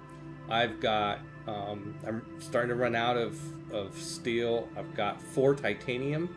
Those count as 3 each for buying something with the space tag. Let's see what I can play. A number of these cards are lit, but what's a good strategic order to play these cards in? I did mention that I'm really want to get where's the card that I rolled here? Strip mine. To get to that, I'm gonna need I have almost enough to buy it, barely, but I don't qualify because I only have one energy production, and strip mine requires you to lose 2 energy production. So I want to do something that is going to add to my energy production without costing me an arm and a leg. I'm going to remind you that we have standard projects, so you can go up and do anytime you want to. So anytime you want to, you can pop up here. I mean, when it's your turn, you can spend an action to pop up here and spend 11 mega credits to build a power plant and get your energy production up by 1. It's also how you can build cities and greeneries and aquifers and stuff like that. So it's really easy to forget about these, but they're really important. But rather than spending 11 to get a power plant, I would rather spend like 1. But I don't want to lose my mega credit production. But I think that if I did do this, I would have enough money to buy that as a card this turn to be pretty nice. And it's gonna give me, it's gonna raise oxygen 2, which is gonna improve my terraforming rating. So my income, well, actually, it will net positive. Let's see. The other option is to decrease somebody else's energy production. Let's see if somebody else has energy production. Green does not. Red does. Oh, red would love me even more if I increase it, and so does yellow. Yellow has a really high. Okay, so I think that's what I'm going to do. I'm going to now I can start spending cards as fast as I can spend them, which won't be that fast, but it's oh, whoa. I want to prioritize the ones with building tags. Okay. I was going to use that one. I'm going to use this one. I hate the idea of losing a mega credit production, but it'll enable me to get that other card that I want. I'm not going to spend any steel because it'll be inefficient. Yes. Play fuel generators. Okay, my mega credit. So my mega credit production now is actually -1, which means that my money each turn is going to be whatever my TR is -1. And I can skip for now. Let red go. See what they do. Oh, spend energy, draw from deck. That's nice. And they just built a power plant. And now it's yellow's turn. They just spent 18 to build a aquifer. Okay, another ocean. And a greenery. So there's a greenery in play now. Okay. All right. Let's see. Yes, see now I can build the strip mine. Okay, strip mine. I have to spend, let's see, I have to spend all my steel, basically. Yeah. Okay, I'm spending 11 steel, which reduces the cost by 22, add 3 more mega credits. I have 4 mega credits, so I'm spending all my steel and all my mega credits except for 1 to build strip mine, but it's going to increase my steel production by 2, my titanium production by 1, and it's going to increase the oxygen level on the planet by 2 steps, 2 degrees, 2 percentages. So, yes. So this is pretty cool. So my TR rating is going to catch up with yellow here in a moment as it's processing all this. There we go. Kind of like that. Kind of cool. Okay. In that turn. Oh, you know what I forgot to do this round? Anybody who's been watching, you know what I forgot to do? I think I forgot to do my tardigrades, but that's okay. I still have another turn coming up. Yep. Tardigrades. Tardigrades. Yes, tardigrades. Tardigrades. The slow way to get a victory point. Okay, let's skip my turn. I think I'm done this turn. Yeah. Pass.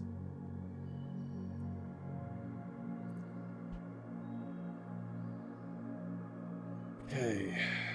Back. No, past me because everybody's. There's yellow. Okay, it's now generation 5. And it's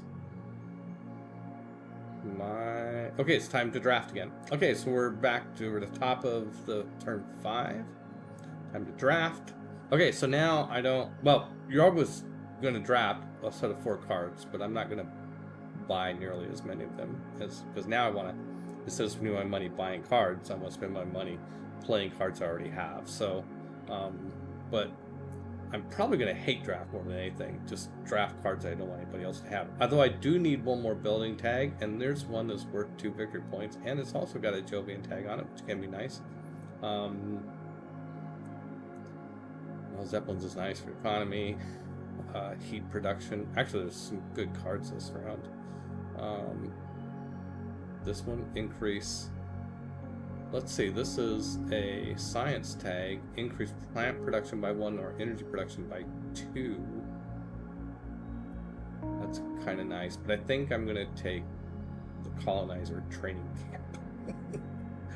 Let's see, max 5% oxygen. Yeah, we're a ways from that. Okay, so we're going to take this because I think I need another building tag to get to 8. Okay. I should probably count that again. Find out. Let's look real quick. Okay, building tags. I've got 5. Was that in play? Cards played. Oh, cards played. Yeah, I've played 4 cards with building tags. Oh, wow, I'm closer to 8 building tags than I thought. Also, let's not forget that my corporation has a building tag. So to get the builder milestone, I need 8 tags, and I have 5 in play. And then in my hand, I've got way more than 3. Okay, so in terms of drafting cards, I do not need to be prioritizing building tags. Although it's generally good to get building tags and space tags because I have steel production and titanium production. I've got 7 titanium now. Oh, this is nice. Okay, so these cards like satellites are... It's got the space tag, so that I can spend titanium to get that. This one increases mega credit production by 1 for each space tag I have, including this one. That's like one of those, well, the sooner you spend it, the sooner you get the benefit. The longer you wait, the more benefit you're going to get. Hard questions us gamers have to wrestle with. Rad suits is a mega credit production. Okay, bonus. Okay. And events, I get 2 mega credit discount on events. Yeah, that doesn't look that exciting. I think well, I also like the victory point. I really need help with my economy though. So let's see, how do I have how many space tags do I have? I don't have any space tags actually out yet. Also, any tag when you play an event cards like this second one here, local heat trapping. Event cards, if you're playing the table, you would play this card, and then when you're done resolving it, we would actually turn it upside down and kind of set it aside somewhere, because the tag doesn't stay in play. The tag, like in this case, that has an event tag. That event tag exists while you're playing the card. So if you have something like my corporate ability that gives you a discount on cards with an event tag, okay, it works then. But then the event happens, and then the event is over, and the tag and that tag is no longer in play. So that's something. But at the end of the game, you turn them back over if they have any victory point bonuses or penalties. Those will get added in at the end. Okay, so I don't think that's exciting enough to get excited about. Rad suits requires 2 cities. I think we have 2 cities. Let's see, get a sanity check on how many space tags I have that aren't events. That's why that came up. Okay, these are science tags. Wait, am I confusing space tags? No, that is a space tag. The space tag looks like a starburst. Okay, and looking at cards in my hand, yeah, these are all science tags, and these are all cards I definitely want to play. eventually. And there's another one here. So that could be worth quite a bit of mega credit income increase. So I'm going to select it. Repeat. And now, let's see. Here's a card for increase energy production by 3, or a big asteroid. Big asteroid. That sounds fun. 2 heat, 4 titanium. I can spend both. Oh, jeez, I don't know. Both of them are kind of expensive. I'm not sure which one I would use. I think I can keep the. I think I keep the big asteroid. That's going to be 2 TR eventually. I probably won't play this for a long time if I even keep it. Okay, so now, again, we've gone through the drafting process, and hey, sir, remind me each turn to use my tardigrades. Hey, Siri. Oh. Uh-oh, no, I didn't mean it. No, no, no, no. Abort, abort. Sometimes you gotta be careful what you read. Okay, so now I gotta decide which of these cards I actually want to buy. And they're all good cards. Robotic workforce. Okay, this is the card I didn't get to see draft because it was like the only card, so I automatically chose it. But this is you get a copy of the production box of one of your building cards. So basically, it lets you play another building card again, effectively. That can be really good. I mean, I've got to have some really good cards, like the strip mine. I could do the strip mine again, and it would only cost 9. I would have to have 2 energy production. Oh wow. Or just do another titanium production. Yeah, I think I want that card. It's just so much fun too. Okay, let's go back here. I'm gonna select that one. I'm gonna pass in the big asteroid. Remember, these cost 3 mega credits each. I'm gonna take the training camp because it's worth 2 victory points. And the satellites for all that mega credit production. See, this is the hard part of the game. I mean, so many of these cards look so good, and you just want them all. But then you're spending all your money buying cards, and I really, at this point, need to be conserving my money to be able to play a bunch of the cards that I have already. Say these. Okay. I am. I'm just going to take.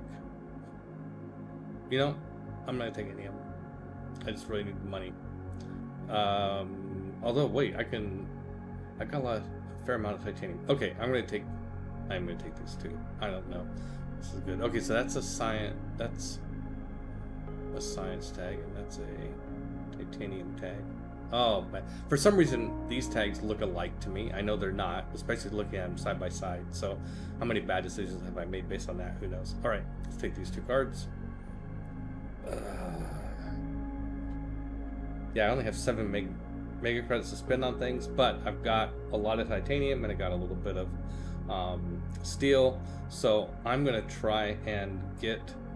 I want to get to 8 building cards in play. I've got 1, 2, 3, 4 in play, or 8 building tags. I've got 1 off my corporation. I need 3 more. So basically, this comes down to what are the cheapest ones that I can get into play. Okay, mining rights costs 9. It's also really good. Card, increase steel or titanium production. And I can use steel to build it. Power infrastructure. This is not so good right now. It lets you. Oh no! Yeah, I won't get much use out of it yet, but eventually I could. That's, who knows. I think that's one of those building tag cards I bought just to get enough building tags, and I obviously overbought. Medical lab is 1 mega credit production step for every 2 building tags you have, including this one. Okay, I'm going to want to buy this one definitely, but not early. I want to buy it later. Okay, mining rights is looking pretty good, and greenhouses is a plant per, yeah, whatevs. Oh, but it's cheap. It's cheap. Okay, let's do mining rights for sure. Decrease. Yeah, I'm gonna spend all the steel I can whenever I can, at least in the early to mid game. Okay, so use that. Yes, I'm gonna play mining rights. Okay, so it had, I didn't stop and explain it, but it had a little, on the card you might have seen a little hexagon with, like, it was brown, it had some weird thing. That is code for, it's a board game, you have a little special tile and you can place it on Mars. So I get to do that electronically. I get to place this tile on Mars, and you'll remember that there are I can only place it on a place that has as a placement bonus steel or titanium. So those are the places that are lit up for me right now, so I can get 1 titanium or 2 steel. Since I'm trying to build all these cards that have a building tag, I'm going to prioritize I'm going to go for 2 steel. So one of these spots that has 2 steel, and I think I'm going to do it here just to keep green from being able to build a greenery here. That's kind of a minor thing, but oh, there's another reason I want to build somewhere else. Okay, one of the weird little rules is that when you build a greenery on Mars, you have to build it next to a tile you already own, if you have one. If you don't own any, then you can build it wherever. So the other question is, where do I want? I don't want to build any greeneries down in this area because Green's got all these cities down here. Probably end up giving him a victory point by doing that. Although, yeah. So I think I'm going to go. I don't think it really matters that much. Let's just make a decision. I'm gonna go there. Okay, so by placing it there, I picked up 2 steel. And whatever else that card did, I forgot. Oh, and my titanium and steel production both went up by 1. So that's great. By the way, I'm playing a lot like how my wife plays. Dee loves to get her steel and titanium production up. And somehow she manages to do that really well in almost every game we play. Okay, she would be proud of me. Okay, let's skip second action.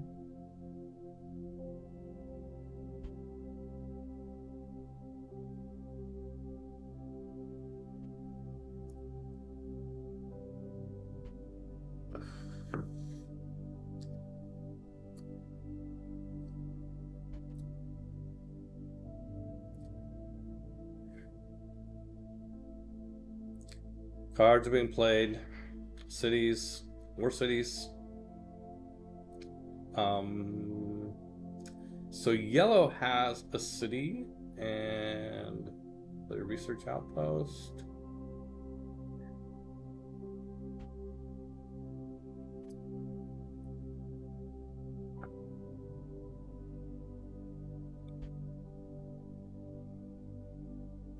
Okay, it's my turn. I will be right back.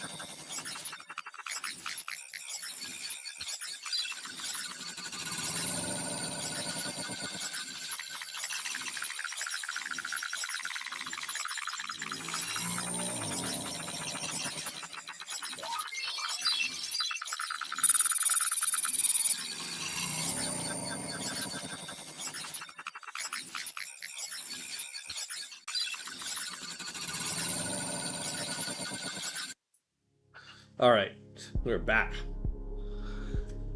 Okay, what the heck's going on? Okay, it's my turn. Time for an action. Tardigrades! Have I done tardigrades yet? No. Use my tardigrades. Okay, yes. I confirm. I confirm and avow. Tardigrades. Okay, a little skip. That way I can think for a bit while the AIs are doing their turns. Okay, yes, my priorities are to get as many of these building tags out as quickly as possible. To see if I got this. It's a low percent chance, but there is a chance. You got to go for it. Of getting 2 milestones. If I can get the second milestone, that'll give me a significant advantage. And I've got one of the 3 already.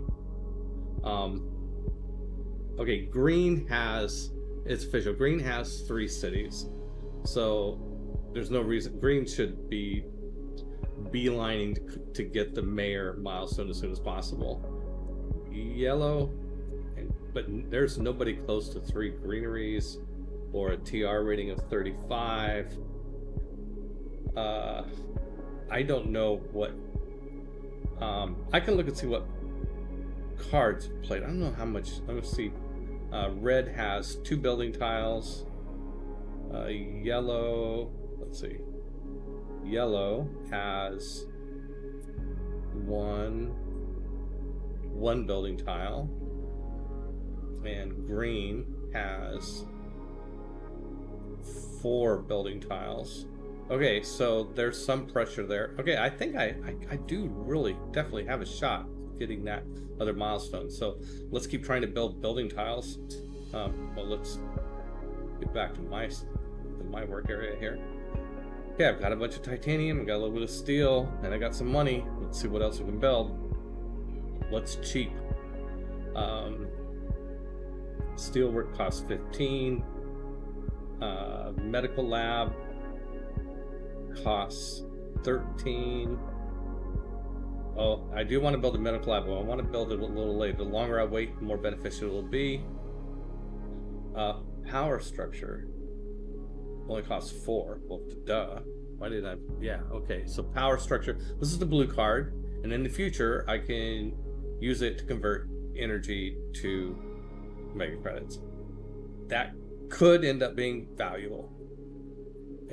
But right now, I'm building it because, not because I have a bunch of energy that I want to convert to mega credits, but because it only cost me 4, and I was able to buy it entirely with my last 2 steel. Okay, I'm going to skip my second action. Red is going. Build the fuel factory.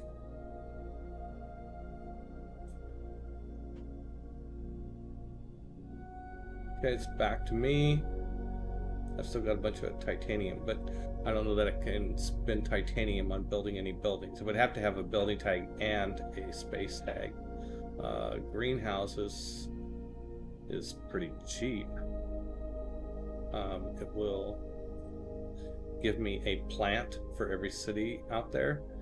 You know, this is like the longer you wait, the more plants you're going to get. But I'm not a plant guy in this particular game, so I don't really see a reason. Let's count tags again. Oh wow, I'm at 7 building tags. I just need 1 more, then I can claim it. And I've got 12 credits. Can I do it this turn?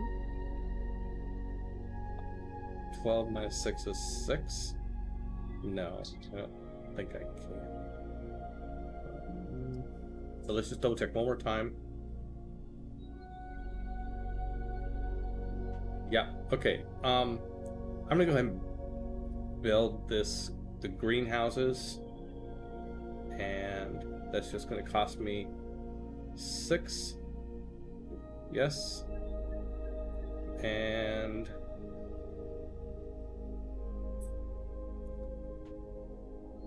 skip. Now if I had 2 energy, I could get the last 2 credits. Yeah, so I have 6 mega credits. I have the requirements for the milestone, but I don't have enough money to grab it, and I don't see any way of getting it. I do have this ability to convert energy into mega credits, but I don't have any energy, so that's not going to work. I think I'm just going to pass. I could, but oh wait, I got all this titanium to spend. Satellites would be good after I have more space tags in play. Standard project 3 after you pay for standard project 3. Okay. I bought that just for the science tag, which means I want to build it later, but I don't need to build it now. Oh, the penal mines.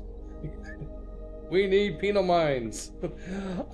This is expensive, 24, but since it has the space tag, I can use titanium, and each titanium is worth 3, so I can spend 7 titanium and 3 mega credits and pay for that. Or I could increase my plant production. Maybe I could start caring a little bit about plants. Who knows? Indentured workers. I'm not going to play indentured workers. I'm never going to be that. Oh, wait a minute. Oh, wait a minute. Okay, so if I played indentured workers, I could play a more... Oh, no, I can't. I was thinking that a discount of 8 might mean I could go ahead and claim that milestone, but no, the discount of 8 for playing indentured workers is a discount to the cost of a card. I can't apply it to a milestone. Okay, I am going to get these penal mines going because it's with the increase in mega credit production, I'll get that benefit. The sooner I get it, the more benefit I'm going to get. Let's pay for, let's spend all our titanium, and so I'm buying this for 3 credits. There, right there, there's the power of titanium. 24 credits to buy this card, but I'm actually spending just 3. Yes. Pay the glowstone mines. Okay. And you see my mega credit production is up to 2 now. That's better than -1. Okay, skip. Yeah, in my turn. And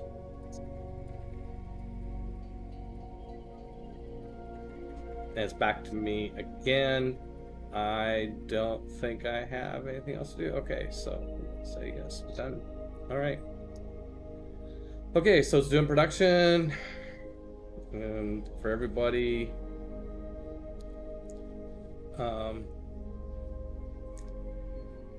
And then it's gonna throw up some cards to draft any moment now.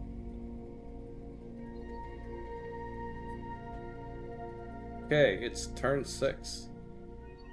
Generation 6. Okay, look at what cards I want. Okay, so I'm no longer needing to prioritize buying building cards, but I will point out that because I have steel production of 3, I will have a certain amount of flow of steel that I can use to buy building tag cards. I still get a slight 2-point discount on events, so lava flows is an event. I should make these a little bigger while I'm going through them.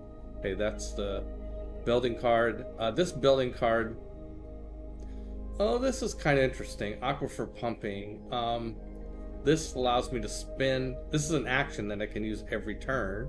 Spend 8 mega credits to place 1 ocean tile. Steel can be used. Since I have a source of steel, that would give me an inside track on really getting being able to place a lot of those ocean tiles. I mean, there's already a couple of them been placed. How many have been placed? I think 2 have been placed.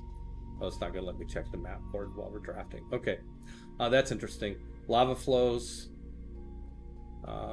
raise temperature by 2 steps, and place a volcano on the map. Okay, that's cool. Plant production, meh. Black polar dust, meh. I think I'm gonna go for the aquifer pumping. And okay, yes, I'm gonna draft that card. Okay, so what the next 3 are: Search for Life is another science tag. You have to place it before oxygen exceeds 6%. That's coming up. If I took that card, I'd want to play it, but it's also another science tag.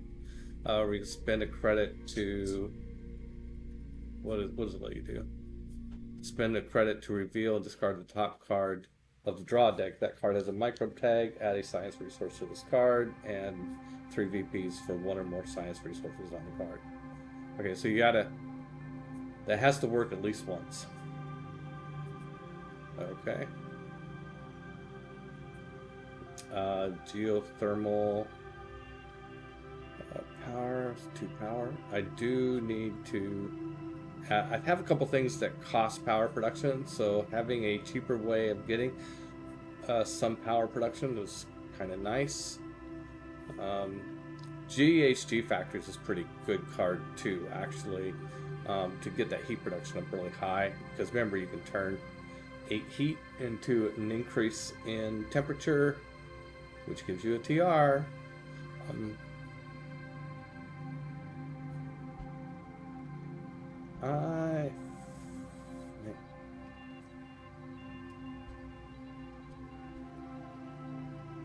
It's worth 3 victory points if I get it right just once, and it's a science tag. I think I want that. I've had a lot of science tags come up for me this game, so I'm kind of like, okay, I'm going to grab these because it puts me in a position for the science award. Okay, now this one has titanium cost. That's good. Plus 3 heat and 3 energy. Wow. You know, it's early enough in the game. That could be pretty meaningful. And I've got titanium production, so that would give me... yeah, I like this card. I need to get another expensive card that I can pay for with titanium. Okay, we're going to keep that one. And then let's see what comes up next. Okay, find out in a moment. Okay, so which of these cards do I want to keep? The one that I didn't get to see, Industrial Microbes, increases steel production and energy production. That's nice. This one's 3 of each. I think I'm going to keep that one. Select. And that one, because I think I can get 3 victory points out of it. I think this aqua pumping is pretty nice, but I'm not sure I'll be able to use it very many times. I want to be careful how many cards I buy. Although I don't know, I have so much buying power with my steel and titanium. Maybe I shouldn't be so shy about cards. Yeah, I'm going to go ahead and get that one too. Yeah. No, I'm going to do it. Discipline.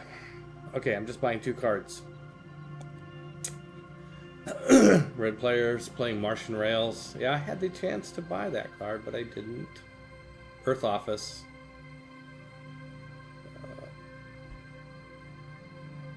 Gives you discounts on cards with the Earth tag, but there aren't very many of those cards. In fact, I don't think I've seen one in this entire game yet. Okay, green. Green better go... Dude, you better go get the mayor milestone. Green did not grab the mayor milestone, but I am going to grab the builder milestone. Oh my god. Honey, I got 2 milestones. Thank you. Okay, I'm just gonna... Whoa, nice. Yes, I got 2 milestones. And before I forget, tardigrades! I think this is... hey, I'm up to 5. I've got a victory point. I've got 5 microbes on that. I think Private O'Malley mentioned that there are ways to transfer tokens between cards. So I might find a way in this game to put all those on something that's better than 1 to 4, 1 victory point for 4 microbes. Who knows? Find out. Okay, yeah, I did my whole turn, so I guess please, sorry. Penalized delay of game.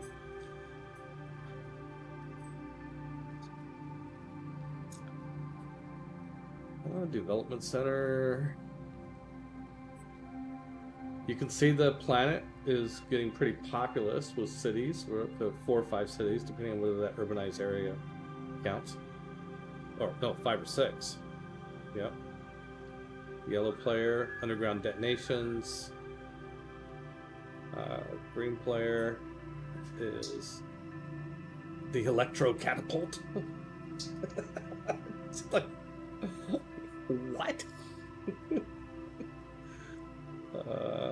Again, it's just cool to think of the scale of some of these things.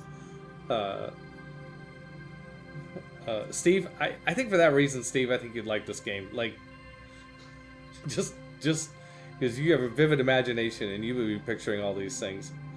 Was that green to play? I wanted to see what that was a card I don't think I've seen before. Oh, Earth Electro Catapult. I've seen the Earth Catapult.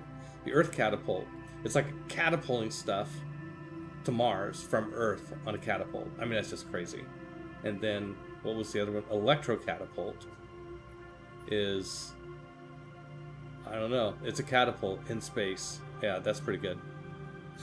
Shake and bake colony. Yes, it's a shake and bake colony. That's right. Okay, it's back to my turn. Quit delaying game. Okay. Okay, did my actions. Okay. Wow, now I'm rudderless. I've accomplished everything I was going to accomplish in the early game, and so now it's mid-game time, and it's those things. It's just a matter. Okay, strategy going into this phase of the game. Now that we got the milestones, a couple different things to think about. One is the awards. It's like these are going to be extra points at the end of the game. One is landlord for having the most tiles. I've only got like one tile on the map. I don't know. It's just not in my play nature. I don't tend to put lots of tiles on the map. I doubt I've ever won this one. Although I will play some. Banker, highest mega credit production. That would be cool, but I'm probably not in the running for that. In fact, it shows you, by the way, highlighting this, you can see it popped up on the right where everybody else's mega credit production is. So red is up to 8, green is 6, I'm 2. Probably not, I mean, I'd love to increase my mega credit production. You never know. Sometimes, like, it charges ahead. Science. I have a bunch of science tags in my hand. So I'm going to keep pushing for those. Thermalist is have the most heat. And I don't know. I do have a card that will increase my heat production by 3. So if that, I don't know. I don't know where everybody else is at on heat. Red has no heat production. Yellow has no heat production. Green has 1 heat production. Who knows? But minor. I have. Now this is going to be actually how much steel and titanium in inventory you have, but of course the way you build your inventory is by having high production. I've got decent production of both of these, so I'm in a good spot. So I'd like to be mindful as I go forward that I'm in a good spot for scientists and minor. I should double down on that, and that if I see more ways to increase my steel and titanium production, I should consider it. If I see more science tags, I should consider getting those. Those are the 2 that I'm going to try and win in the end game. Part of that is being mindful of what other players have. So I'm gonna cycle through these players again. Only this time I'm looking at steel and titanium production to see if how fierce the competition is. Red has no steel production and 1 titanium. Yellow has the same, no steel and 1 titanium production. Green has neither, 0 and 0. So I definitely have an advantage in steel and titanium production, so I want to maintain that. I don't have to push crazy hard on that. We are going into the mid game. Heat is still pretty low at minus 27. Nobody's really developed an energy/heat engine in this game. Oxygen is up at 3%. It's like about a third of the way to the goal. We've got 2 oceans out of 9. So yeah, we're still somewhere between the early and mid game. Steve asked, do aliens ever show up and cause chaos? Not that I've seen. I mean, I'm taking that you're being funny, but I'm taking the question seriously. It wouldn't surprise me if there was a expansion that got into aliens, but everything I've seen. By the way, this game has tons of expansions. There's a couple of them I will recommend. By the way, uh, one of them is, I think is, honey, is it the Elysian expansion? It has another map. I think it's the Elysian expansion. It's another map that has two sides, and so not that the geography is that critical in this game. Like, I don't think the changing the geography suddenly makes you go, ooh, wow, I could do this really that much. But both the maps have a different set of milestones and awards. And so you've heard me spend a lot of time. Oh, by the way, Green bought the mayor milestone. Good. No, that's my buying the builder milestone. Duh. Okay. But I've spent a lot of time in this game talking about the milestones and pushing to hit those milestones just for the extra victory points. And I'm starting to talk about the awards. But since they're always the same in every game, in the standard game, so getting an expansion that changes what those milestones and awards are is really fun. I mean, it's really nice to just change that. And so the Elysian expansion, I think it gives you two of those. Private O'Malley. The map changes make a huge difference. Okay, well, I'm not smart enough to see that, but the awards and milestones, I get that part. Helios is very engine heavy. Elysium is rush heavy. Oh, okay, there you go. Good. I think another expansion that is worth considering is Prelude. So Prelude extends the game, like it's kind of like starting earlier. And so I think that is a very interesting game. A couple of the other ones I don't know. Expansions are always kind of iffy as to whether they're worth it or not. I think those two are worth it. Okay.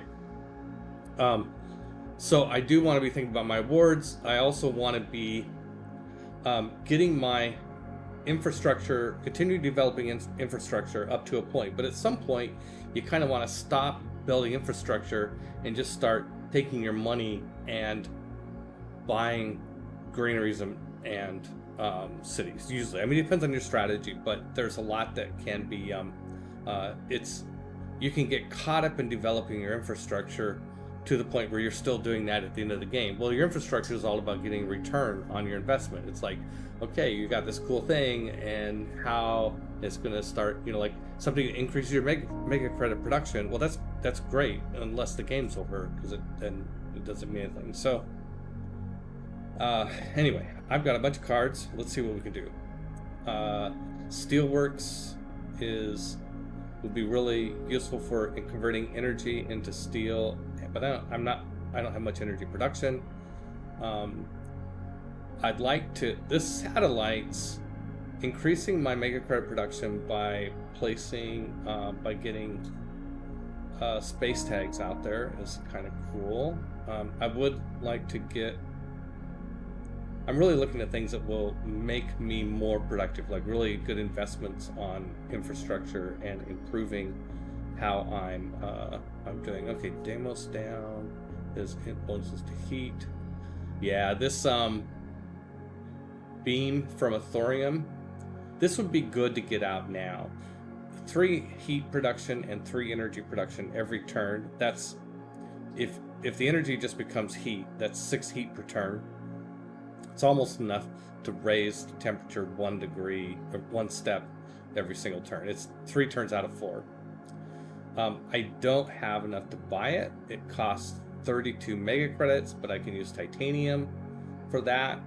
But I only have 3 titanium, that would get me to 9.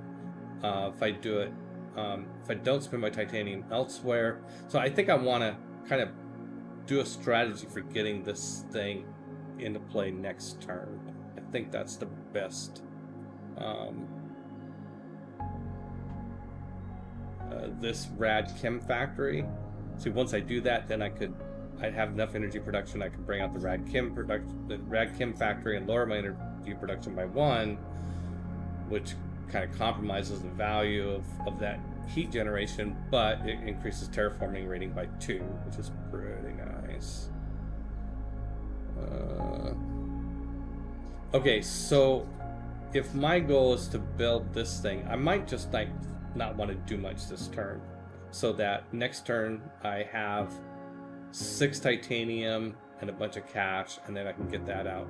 I could bang out something for that's cheap, that especially if it has a building like this medical lab. Now that I've got a bunch of building, this is a good one. This medical lab is probably worth doing right now. This will increase my mega credit production, my money income, by 1 step for every 2 building tags. And I know I have at least 8 building tags because I just took the builder. Maybe let's get this. I mean, I will probably have more building. I will have more building tags later, but the sooner I get this going, the better.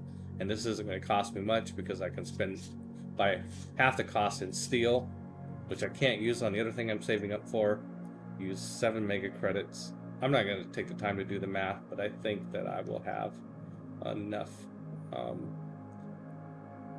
stuff next turn to let's see, did I? Yep, I did my tardigrades. Okay, I'm gonna skip doing stuff and I'm gonna be a little stingy on what I buy next round because I want to make sure that I have enough titanium plus cash to play that one card that I was looking at. Okay.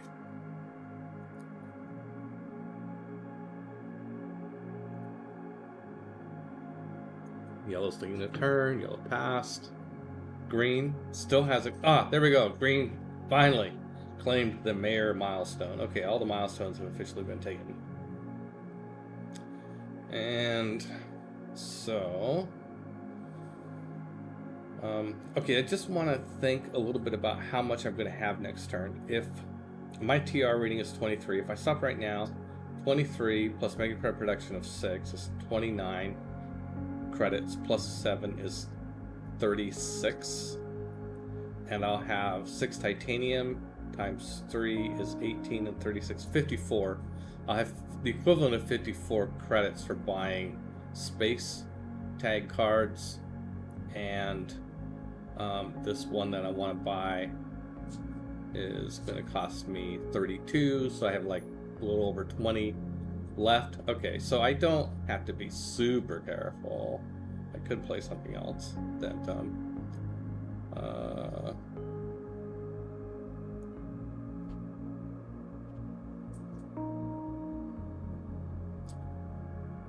something that reduces the cost of standard. You know, it would be good to pay this Search for Life. If I wait too long, I'm not gonna be able to play it. It's one of these things where I have to spend a mega credit every turn to try and get a micro card to get an award here. So okay, yeah, I'm gonna go ahead and play that, and then I'm gonna just go ahead and use that action now before I forget, so I can spend 1 mega credit to reveal and discard the top card of the draw deck. So I have no opportunity to keep the card. I just draw it, see if it has a micro tag. If it does, I put the micro tag. I put the science resource on this card, and I only get credit for having 1 of them. So once I get the first one, I'll stop using it. So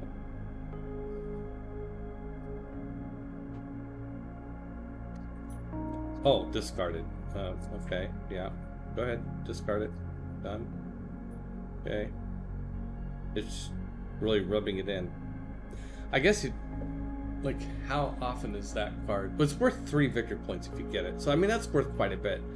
I mean, you can do standard projects of asteroids, 14 each. If you wanted to get 3 victory points that way, it would cost 14, 28, 42 credits.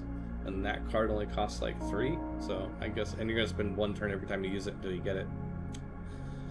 On the other hand, if you increase your heat like that, you're getting a compound return because it's increasing your TR rating. Okay, let's just be done with this turn. Okay, there goes red, there goes green.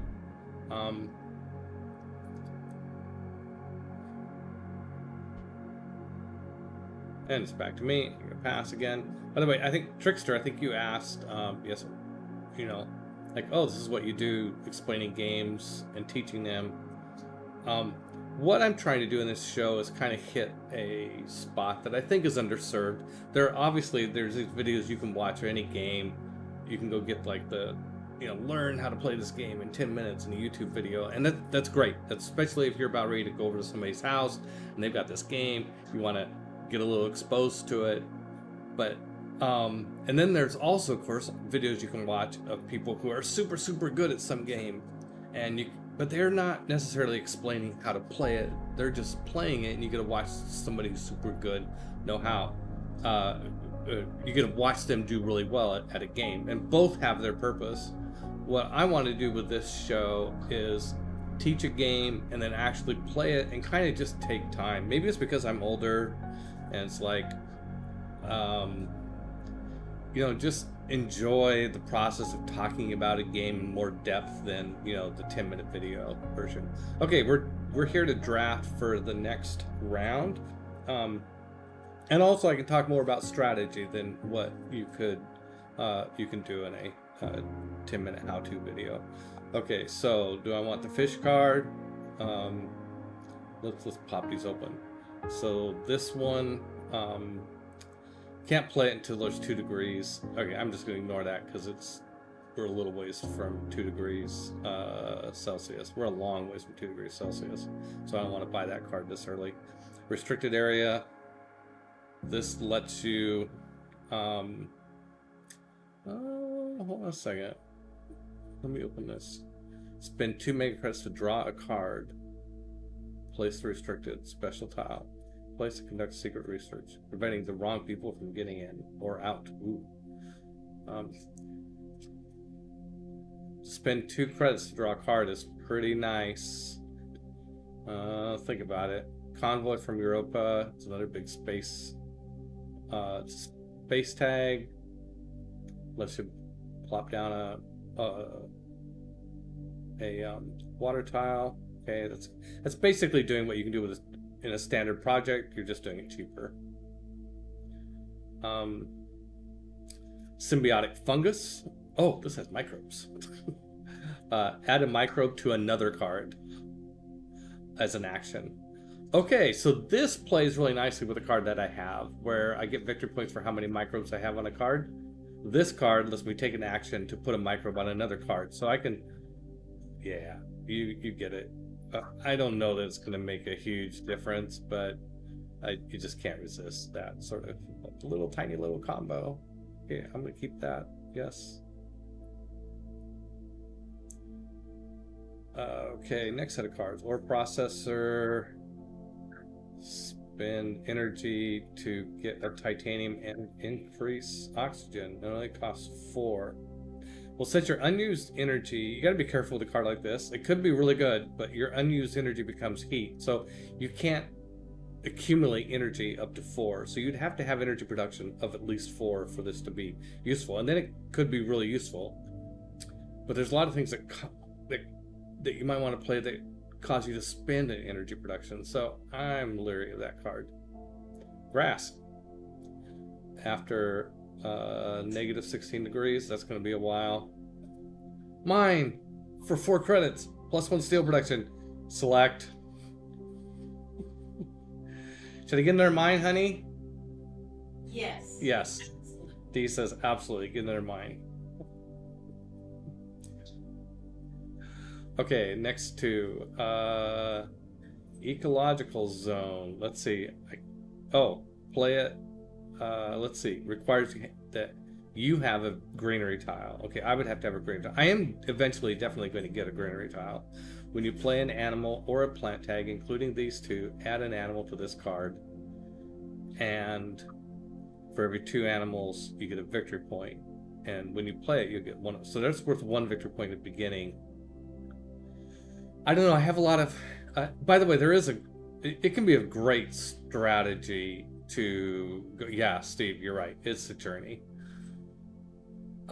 It can be a great strategy. I've had a couple great games of Terraforming Mars where I just went into all the green stuff. I just went into plants, microbes, animals, building greeneries, and yeah, it's great.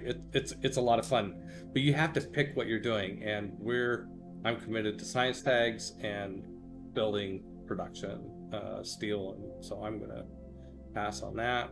Although I do have a little side quest around microbes. Yeah, lunar beam, -2 mega credits and +2 heat and power production. Well, I mean, I'm gonna select it. I'm not sure I'm gonna buy that, but 2 more. So there is a, yeah.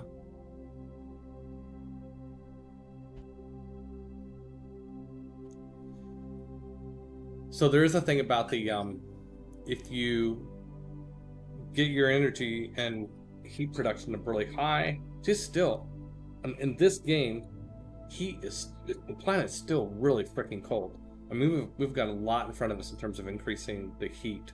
So I don't know. I'm tempted to really, the more I can increase my energy and heat production, the higher I can get more of that share. If you think of what's missing in each of these categories of the things that we have to do to terraform Mars, in terms of like what's missing is placing 7 more ocean tiles, increasing oxygen from 3 to 14, increasing temperature from -28 to 8. If you think about the part that's still left to be done, you can think about what share of that can I grab, because each of those steps you get a TR rating for, and each of them you get is another player doesn't get, right? So I think I'm gonna take that card, and I'm gonna take the mine, of course, and I'm gonna take the fungus. We can't play that until we get to 14 degrees Celsius. Wait, or -14. It's a ways away, but it works so well with my mic. I can't pass up a mic. That's the problem I have in this game, is lack of focus. That's okay. We're doing it anyway. I'm buying 3 cards. Back of the hand math, that's going to get me down to 23 credits, and 18 is 41. I think that card I wanted to buy was 30 something. So okay, yep, done. And buying more cards than I'm spending. It's not good. That was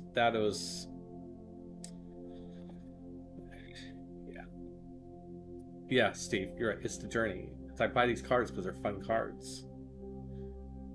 It is a card for me that's very difficult. The stress between what is fun and what will optimize getting victory points to win the game. But hey, what's fun is fun. We play games to have fun, right? And winning isn't the only thing that's fun. So you got to think about these things. Okay, it is my turn. Well, before I forget, there's like 4 things I want to do. But I'm going to do the one that doesn't prompt me. I'm going to do the beam from thorium. And I'm going to spend as much titanium. I'm going to spend all my titanium on it. Because, it's not good for anything else. At least not yet. It will be later. But now. Okay, so... Wait, at least 1 Jovian tag? Do I have? I must have a Jovian tag, or else it wouldn't let me. Because I didn't even notice that that's a requirement to playing this card. You have to have a Jovian tag. But it's letting me play it, so I must have one. Okay, yes, I want to play that. Okay, so now my heat and energy productions are 3, which means that if I don't avert anything away from... Okay, so that's pretty cool. Okay, so now I'm going to use my tardigrades. Firm. Okay, and my turn. But morning, party people. Hey, Paul. Welcome to the party. Good to see you. Looking forward to seeing you at Gen Con. You and your wife. Go. Yellow. Business contracts.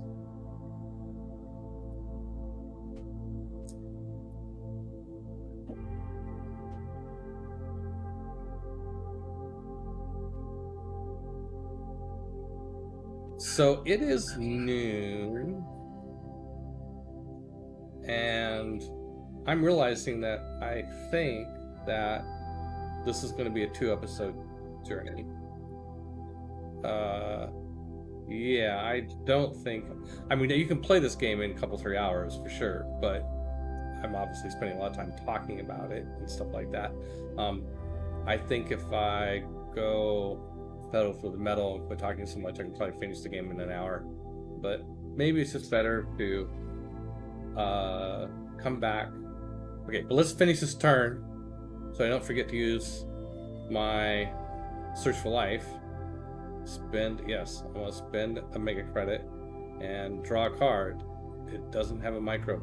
Oh, that would have been a great card to have. 2 titanium production and 2 mega credit production at a cost of 41. Holy cow. Okay, yeah. And just skip. I do have some resources left, so we'll see what else we can buy in this turn. But at the end of this turn, I'm going to, yeah, that's right, Steve. Terraforming takes a long time. It only makes sense that the game takes a while too.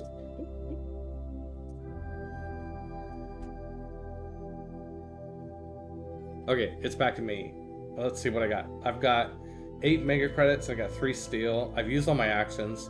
I'm really glad, by the way, that the interface has this little section called actions and whether you have any or not, because it's really it's easy to forget to take your actions. Okay. I can lower my energy by 1 and increase my terraforming rating by 2. I mean, the sooner you do that, the sooner you get those benefits happening faster. That would be good to do. Another mine. That's really good to do. Yeah, I definitely got stuff I want to do this turn. Okay, do I have another page of stuff over here? Indentured workers. I'm not going to use that card.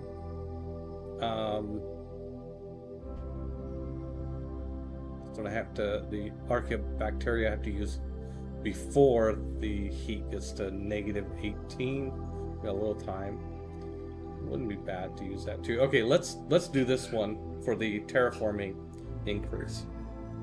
And let's spend as much steel as we can. Spend 3, get the cost down to 2. Okay, bam. Yes, I'm gonna do that.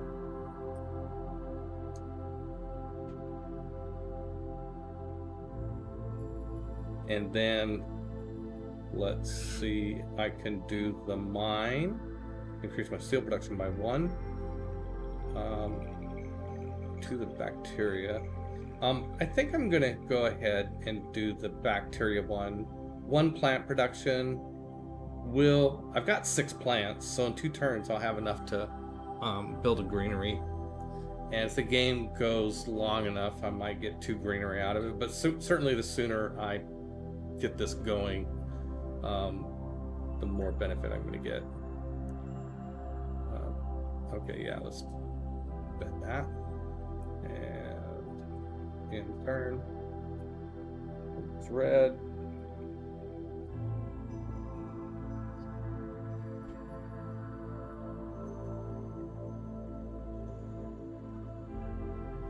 It's green. Back to me. Let's see if I have, I'm out of steel and titanium, but I do, and mega credits. I think it's going to say I can't play anything. Oh, the indenture burgers. No, I'm not going to do. And just so that I don't have to look at it every turn, I'm going to use a standard project called Cell Patent. And I'm going to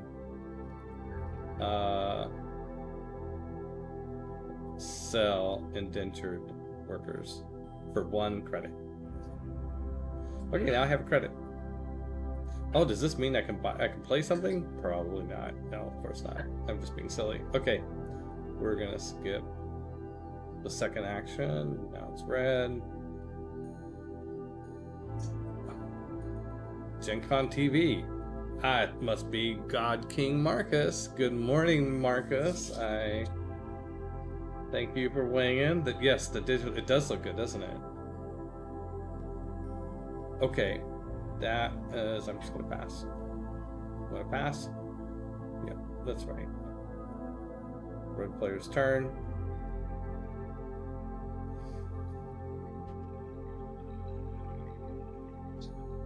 It's all the productions, all the stuff.